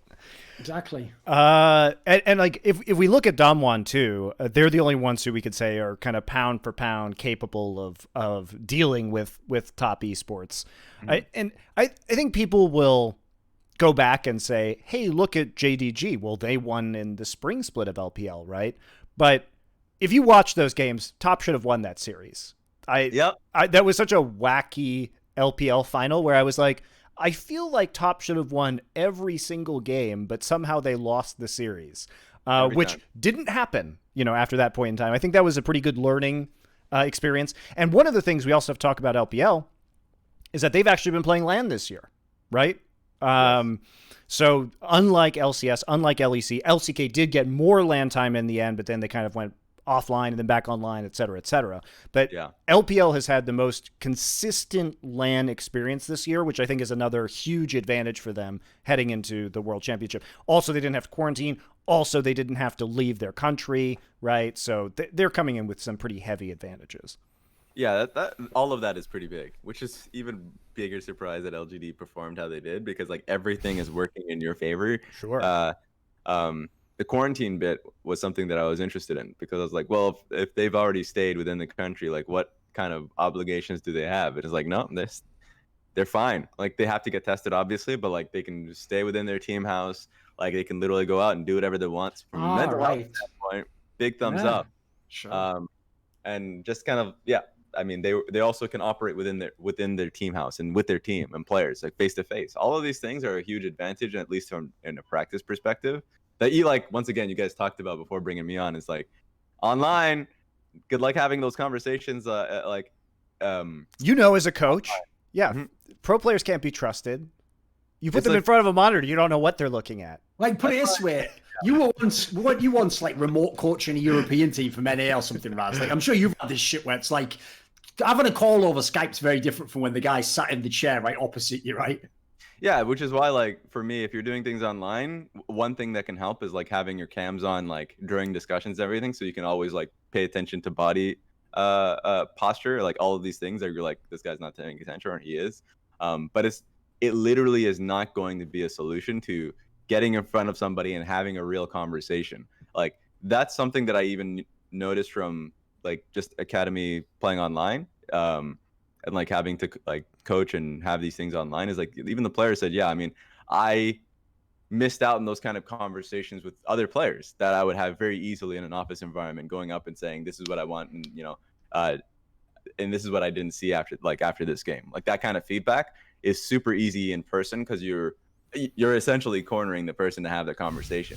It's like, rather than game's done, going to the washroom, taking a walk, anything that's not next to the PC. Oh, and by the way, if anyone doesn't know this, because actually I know some Western fans, like every now and then a Reddit thread will pop up, maybe someone isn't aware of this. If you've never looked it up, go and Google basically the top like Chinese organizations historically, like RNG, EDG, maybe even WE, I'm not sure. Go and look online, just Google like, EDG headquarters or whatever. Because here's what I love, right? In terms of actual aesthetics, Monty, I'm not a huge aesthetics guy, but when I do, I go classic. I just like, like classical Doric columns and stuff, I actually genuinely am not a fan of like what they call like modern style architecture, because a lot of it's like sort of the moment. Like it's going to look like, think of like Soviet architecture. It looks terrible even 10 years later. You're not a brutalism fan, but you're a brutalism fan when it comes to content though. So. Yes, exactly. Very much so. But here's the thing though, I'll just tell you, if you haven't yet done the Google search, the swag that the Chinese teams go with is they're on some like Star Trek The Next Generation 90s swag of like when they have like the holodeck and like fucking the Borg, like everything's like what the 90s thought was futuristic is what all these facilities look like. They look like you go in and they just grow the fucking player in a test tube there and they're like, activate Agent Knight 07, like looks like some shit like that. Like dude, you can corroborate this, Razz. Those facilities look so sick, but in like such like an anime way, isn't it? The funniest thing is like, you see them online, and then when you go in person, for me, my favorite one is the EDG compound, because it's literally just a compound. Like you walk through like security, and then there's just it's like a university. There's the game house over here. Okay. There's a nice cafe over here if you actually want to go and like stay within this compound. You don't have to ever leave, and that's just the reality. But that's what you want. That's what you Yeah. want. You never want your players to leave. You want them to be focused and like have all of their needs taken care of so that they can only think about League of Legends, right? You want to remove all possible cares from their existence. That's how you make great players. And then they're like, over here, we've got our cryogenesis area where we've frozen Clearlove and we'll be bringing him back in 50 years to play when it becomes like the farm meta again. Clearlove missing out on the jungle farm meta right now, for sure. Yeah, that's the irony, isn't it? Of all the fucking worlds the guy had to miss. First of all, Clearlove, China's actually the best now, mate. And secondly, this is your world, mate.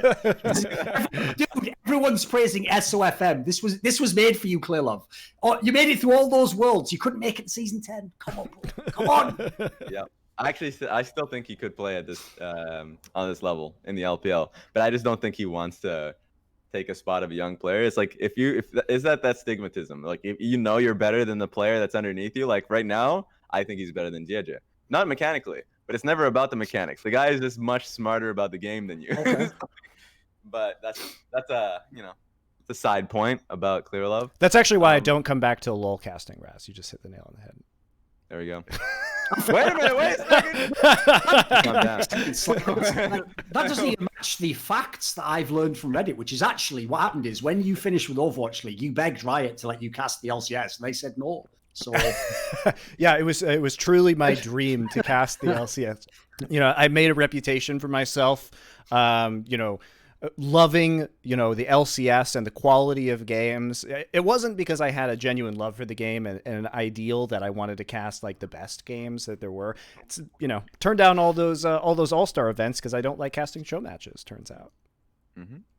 LCS is the show match of a region. It's there to prop up, player streams.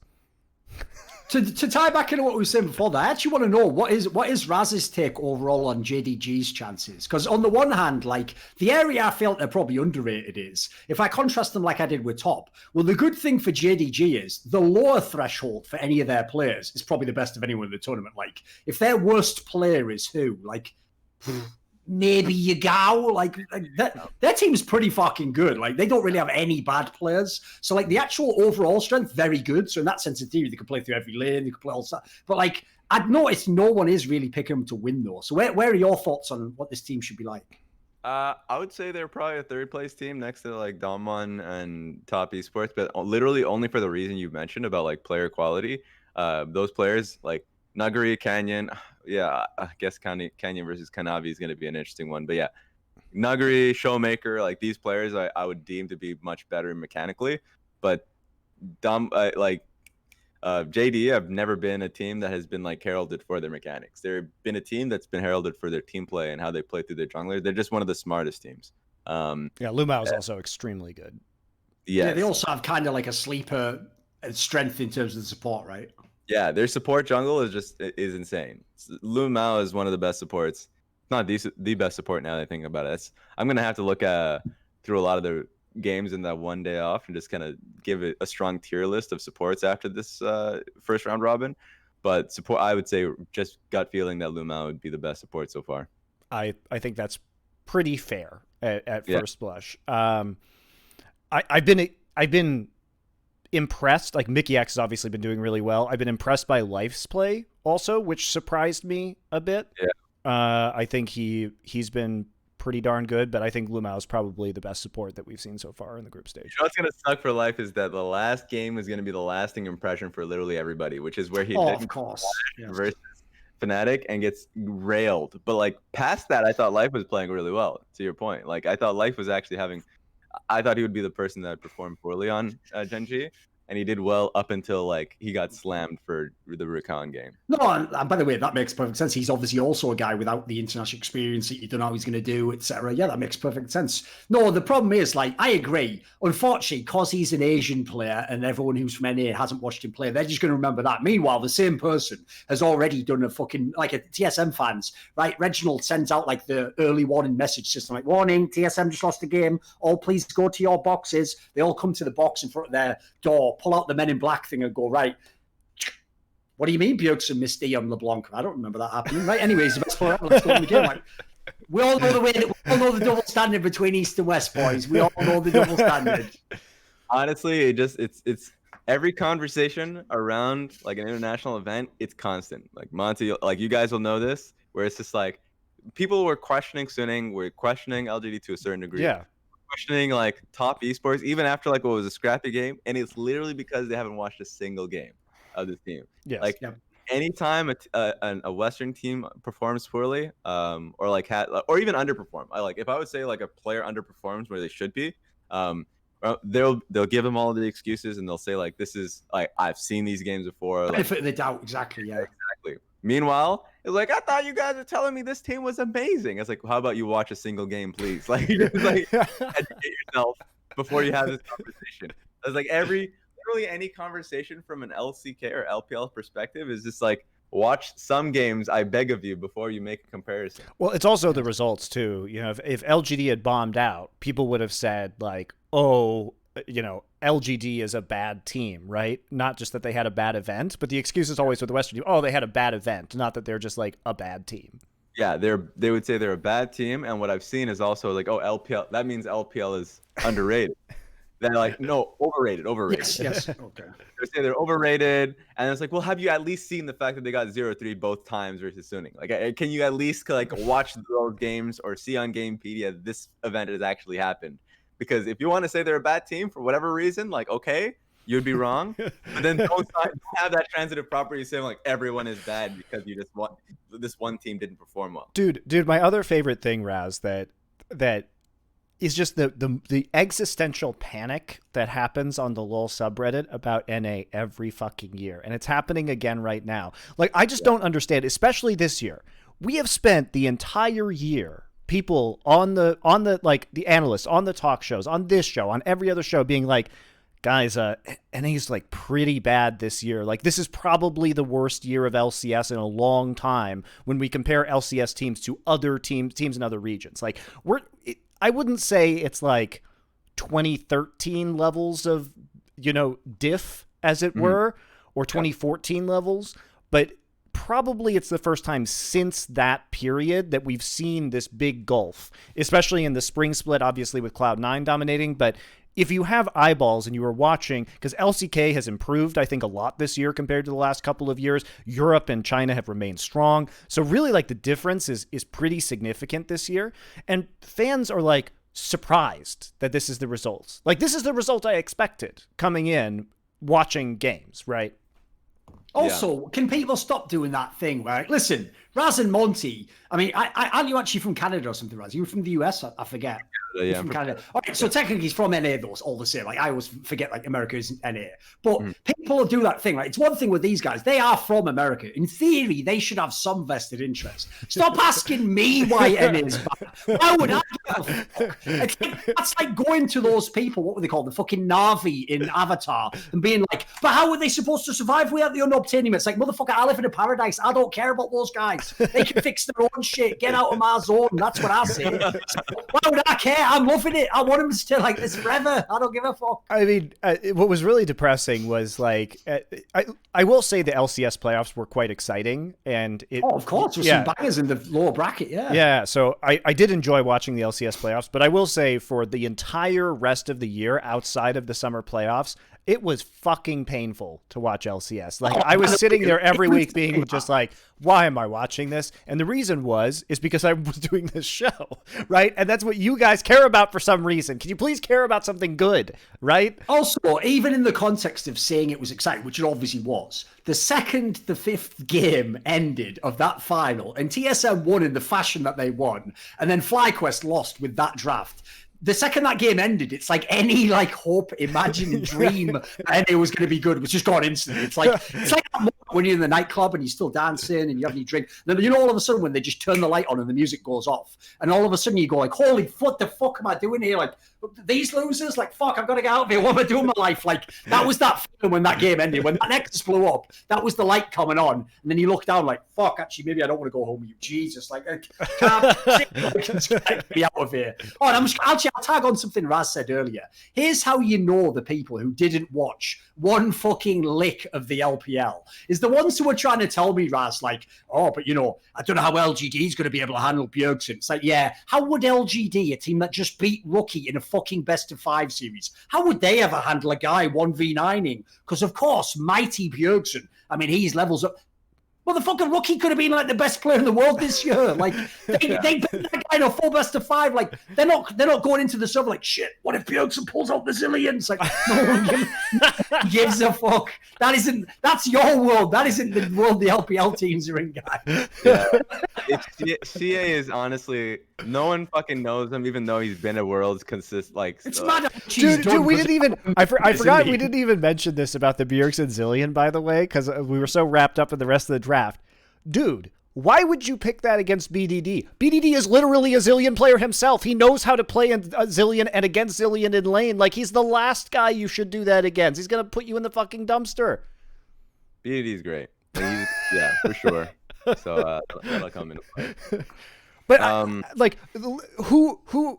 I mean, I want to go back because we've talked about Thorin on this previous shows, like his edging about like he's like, yes, TSM win LCS because it only Icarus just gets that much closer to the sun every time, right? So the edging is definitely it's paying off this time around, but.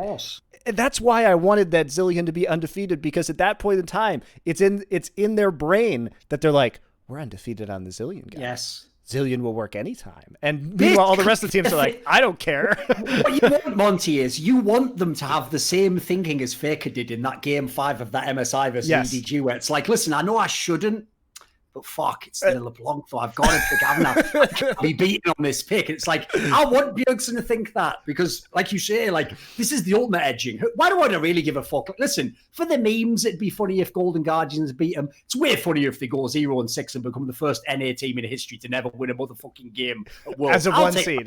Yeah, I'll take that. I'll just go ahead and take that. That's a bit of nightmare fuel. That would be nightmare fuel. Especially because they didn't have a group of death either. This is a group that they could theoretically get out of. Well, not anymore, really. It can't be the group of death because it has life in it. Fair enough. Great point. Freak's not going to do him. I'll fucking use his material then, whatever.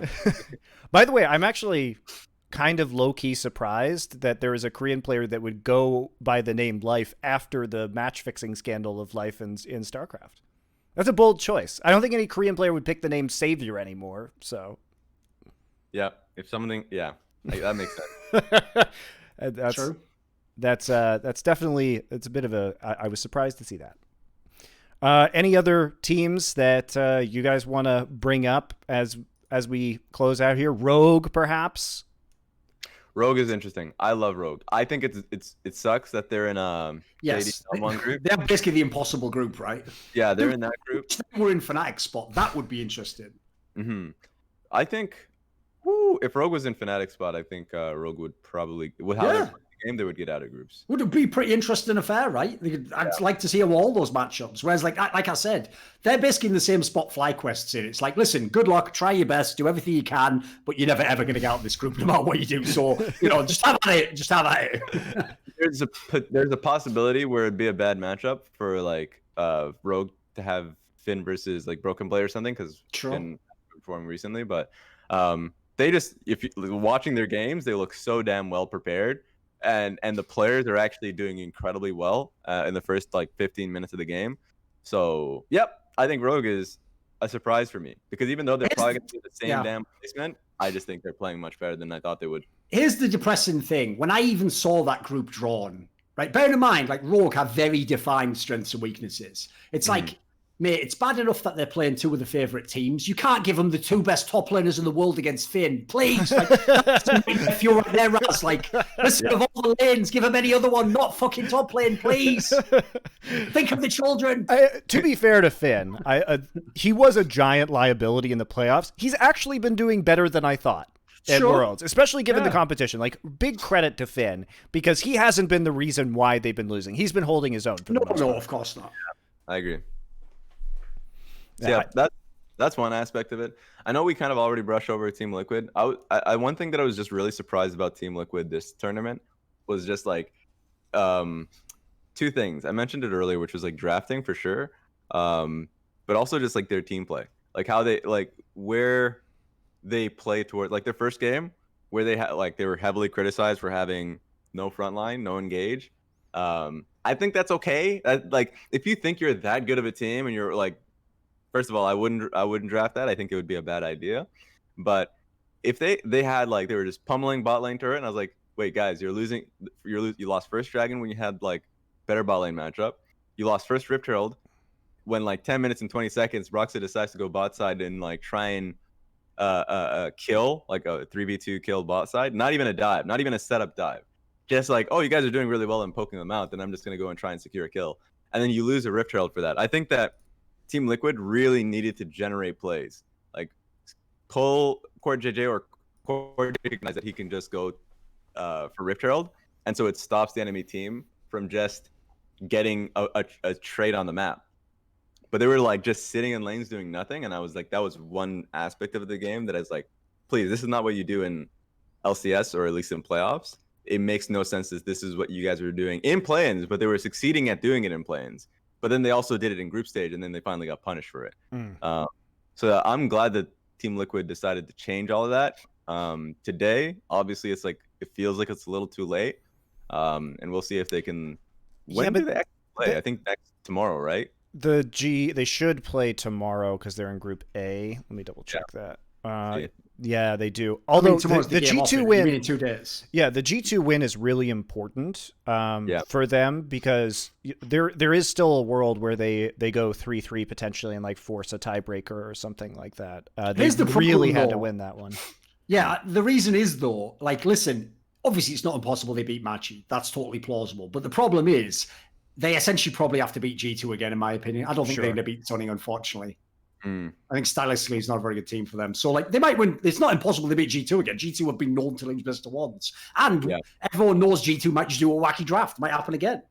Might happen. And I think Group A is kind of like up in the air with Group C. Like, Suning can beat G2, and I mean, G2 can, of course, lose a game because they just have such high variance. I think Suning ends up number 1 in this group. And I think there will be a change when you go into second round robin and like tomorrow. And it's a good opportunity for Team Liquid to pick up a few games. They for sure need to beat Machi. Like, losing Machi first time is like really damaging. But that'll be fun to watch. I also think we do have to talk about Fnatic a little bit, because I've been impressed by the way that they've been playing, and in a similar way to how teams like FlyQuest kind of like flopped out in terms of the current meta.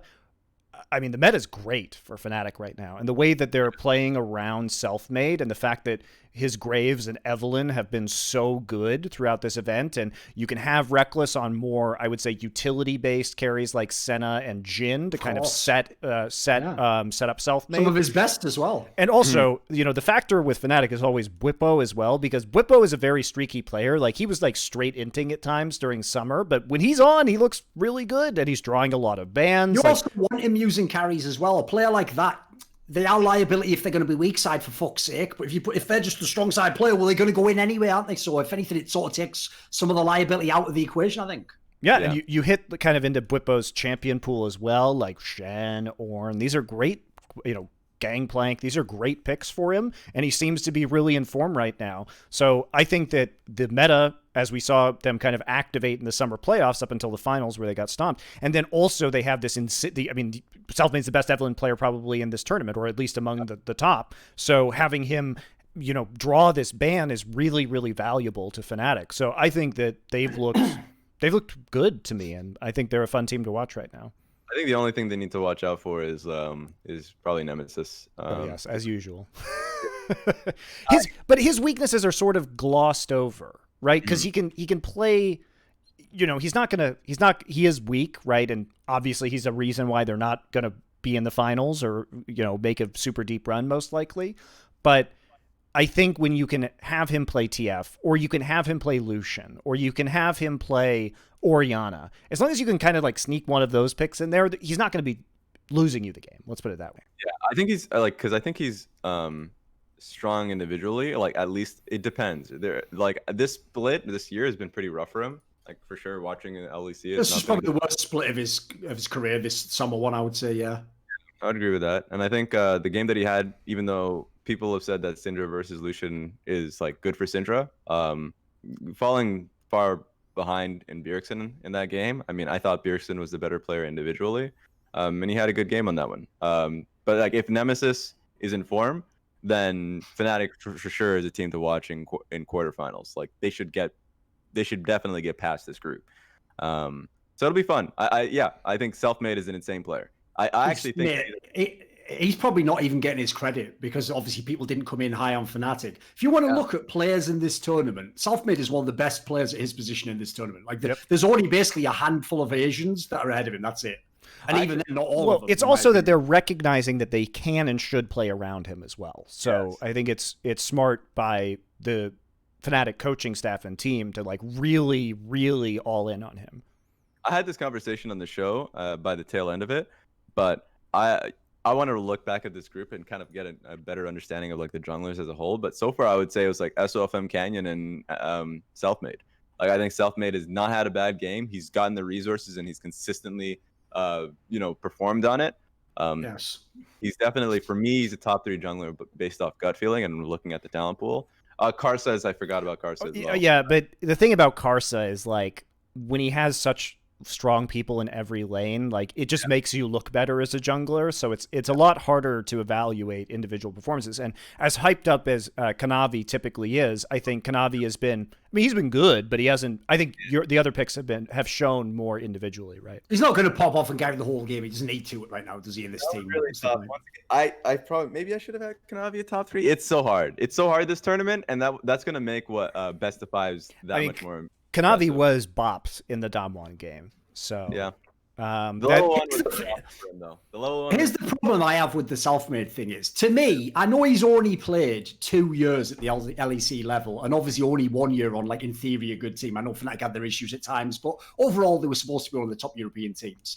Even in those 2 years, you can literally, if you know the game League of Legends, I'm telling you right now, Selfmade is already like assured to be one of the great players from Europe because he's literally done it in all scenarios. When he was on the bad SK, when he was on the bad Fnatic, he was still far and away the best player. The only win condition would pop off super hard because he had to. But you get those players who they're really good on the bad team, but then you put them on the good team. Are they good on it? No. When he gets a good team, when his team is actually competent, then he's also still one of the best reasons. So like this just shows the guy is a monster. Like I really do think. I mean, he's also Polish, so it helps. He's like the second coming of Jankos. He's going to be the next great European jungler who 5 years down the line, if Worlds is still a thing, he'll still be a mainstay. Whereas, like, listen, at his role, jungle especially, there's so many flash-in-the-pan players who were good this year or this meta or on this one team, but not the... Like, it's rare that you can sort of say, like, a guy's, like, they're just fast-tracked to the top. The trajectory for this guy is amazing. Yeah, he also... By the way, you ever give him a really good European mid laner, fucking sky's the limit. Also, he has been relatively meta-proof, and he has the other quality, which is that he has like ban-worthy pocket picks. So he draws pressure in the draft in really weird ways. Mm-hmm. All right. Any other teams? Final thoughts? That pretty much hits it for me. DRX maybe.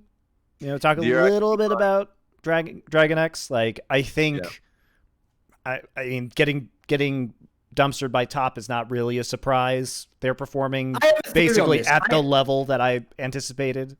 I actually think this type of group is the best DRX could have hoped for because the two teams that are below you, FlyQuest and Unicorns of Love, realistically, they weren't going to beat you, except maybe a one mega fluke. That's about the best they could hope for. Like, stylistically, FlyQuest is fucked against you. So, basically, you have no real danger of actually getting eliminated in the group stage. And bearing in mind, DRX came into this tournament, like, a little bit rocky. Like, they sort of fell off at the end of the summer split and then had that really weird, like, semi-final or, like, second-place game against Gen G, where who knows what happens if the pause doesn't happen. Like, no one knows on that one. So bearing in mind, they were in like slightly dodgy territory compared to how strong they were in the first half of the summer split. So the only team you're scared of is top, arguably the best team in the whole world. So if anything, let's just get some games against them that aren't really a danger of eliminating us, but let us test stuff out. Let's even see how good they are in an official game and start to try and fix some of the problems. And then once we get to the playoffs, then we can worry about being actually good. So I actually think for DRX, perfect tune-up group. Yeah, the problem for DRX, though, is that their top side, Pioshik and Doran, are like, Doran is just bad. and like to be in a top carry meta. And in terms of the group as well, there's very little chance of an upset because the weakness of Pyosik and Thorin cannot be exploited by FlyQuest because they have solo, right? So there isn't really a conceptual path to victory for FlyQuest, again, like exploiting DRX's weaknesses, because you already, if you're FlyQuest, are going to have it tough in mid and bot, so you have to kind of win through top side, and that's just, it's just not going to happen with solo. So I was about to say, if FlyQuest were a more consistent team, they actually could have beaten DRX today, just because of like the 10 to 14 minute mark where Pyosik was just like hard inting it, actually insanely running it down, like walks in, like hops into two people, has to blow flash, fat fingers his ultimate, like before Dragon comes up, fights for Dragon anyways, sticks on it, gets Ash arrowed and killed. I'm like, what are you doing? Like, that entire segment can ruin a game.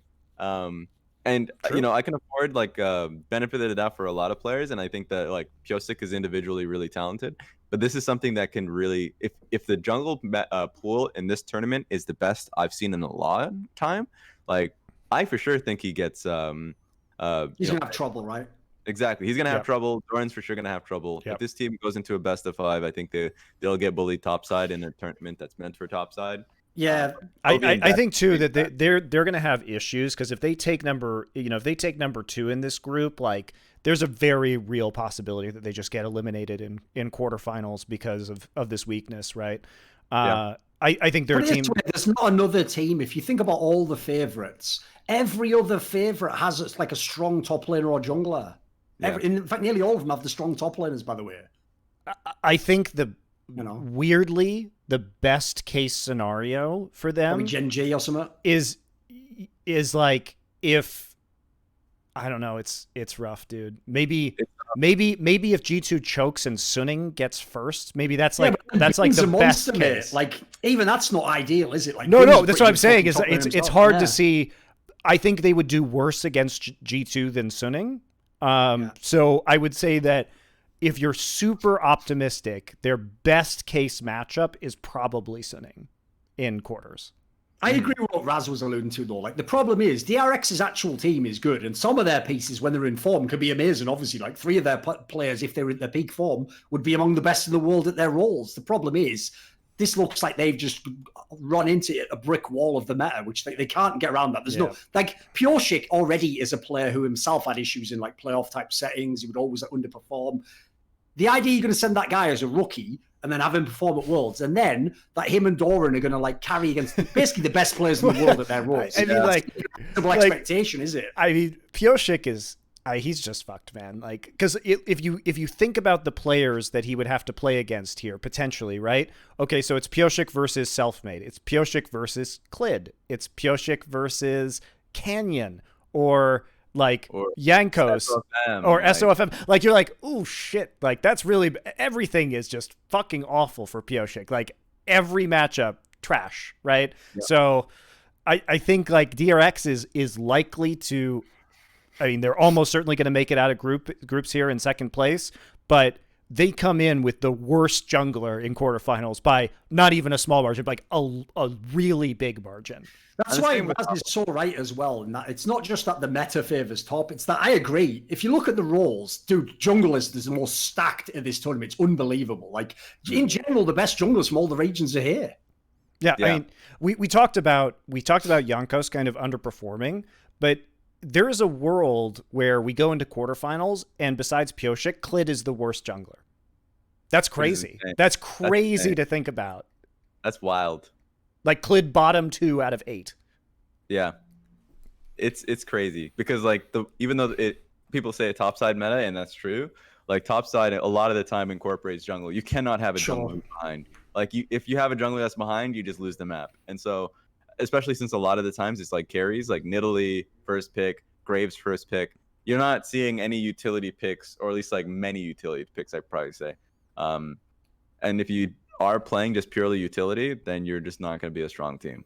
So that's just the case for them. This reminds me a lot of what was it, Griffin last year, like a team that for sure took first seed, but when they finally went into first quarters versus like Invictus Gaming, they just got Yes. trounced in their top lane. Like that was always going to happen. And so I feel like it's just gonna be rough for DRX. Yeah, I don't understand like the infatuation with Doran. I do not. I didn't understand that whole scenario that we saw last year unfolding around Doran, or like why CV Max fucking loves this guy, because I've just never seen it. I've just never seen it. I think it makes you context, Monty. He did come from Sword, so compared to that, hey, this Doran guy now, you know, something here can work with this. Like, you know, I'm gonna say, you know, I'm saying, you know, like listen, Jennifer Aniston's pretty busted up now, but if you're going from like Jabba the Hutt to Jennifer, hey, you know, yeah, this isn't bad. Yeah, I can work with this. From Jabba to Jennifer. What a journey. Exactly. What There a you comparison. All right. Well, I think that'll probably wrap it up. I think we'll probably, again, guys, we don't have the windows of time to do this show are very limited because of how compressed Worlds is. So I think we'll probably go back to Monday because the group stage will end on Sunday. Okay. So normally we've done the show on Monday for the last summer split because they removed Monday Night League and moved it to Friday. So I think probably we'll come back on Monday to do our next show, so we can get something in with the maximum amount of time before quarterfinals. We will be doing this show for the rest of Worlds, so apologies for being a little bit late, but go ahead, follow the Insight on Esports Twitch and YouTube channels, and we'll be back around this same time, maybe a little bit earlier next Monday. So thanks, Razz, for coming on. It's been a pleasure to talk, and we'll come back for the summation of groups and quarterfinals. See you guys then.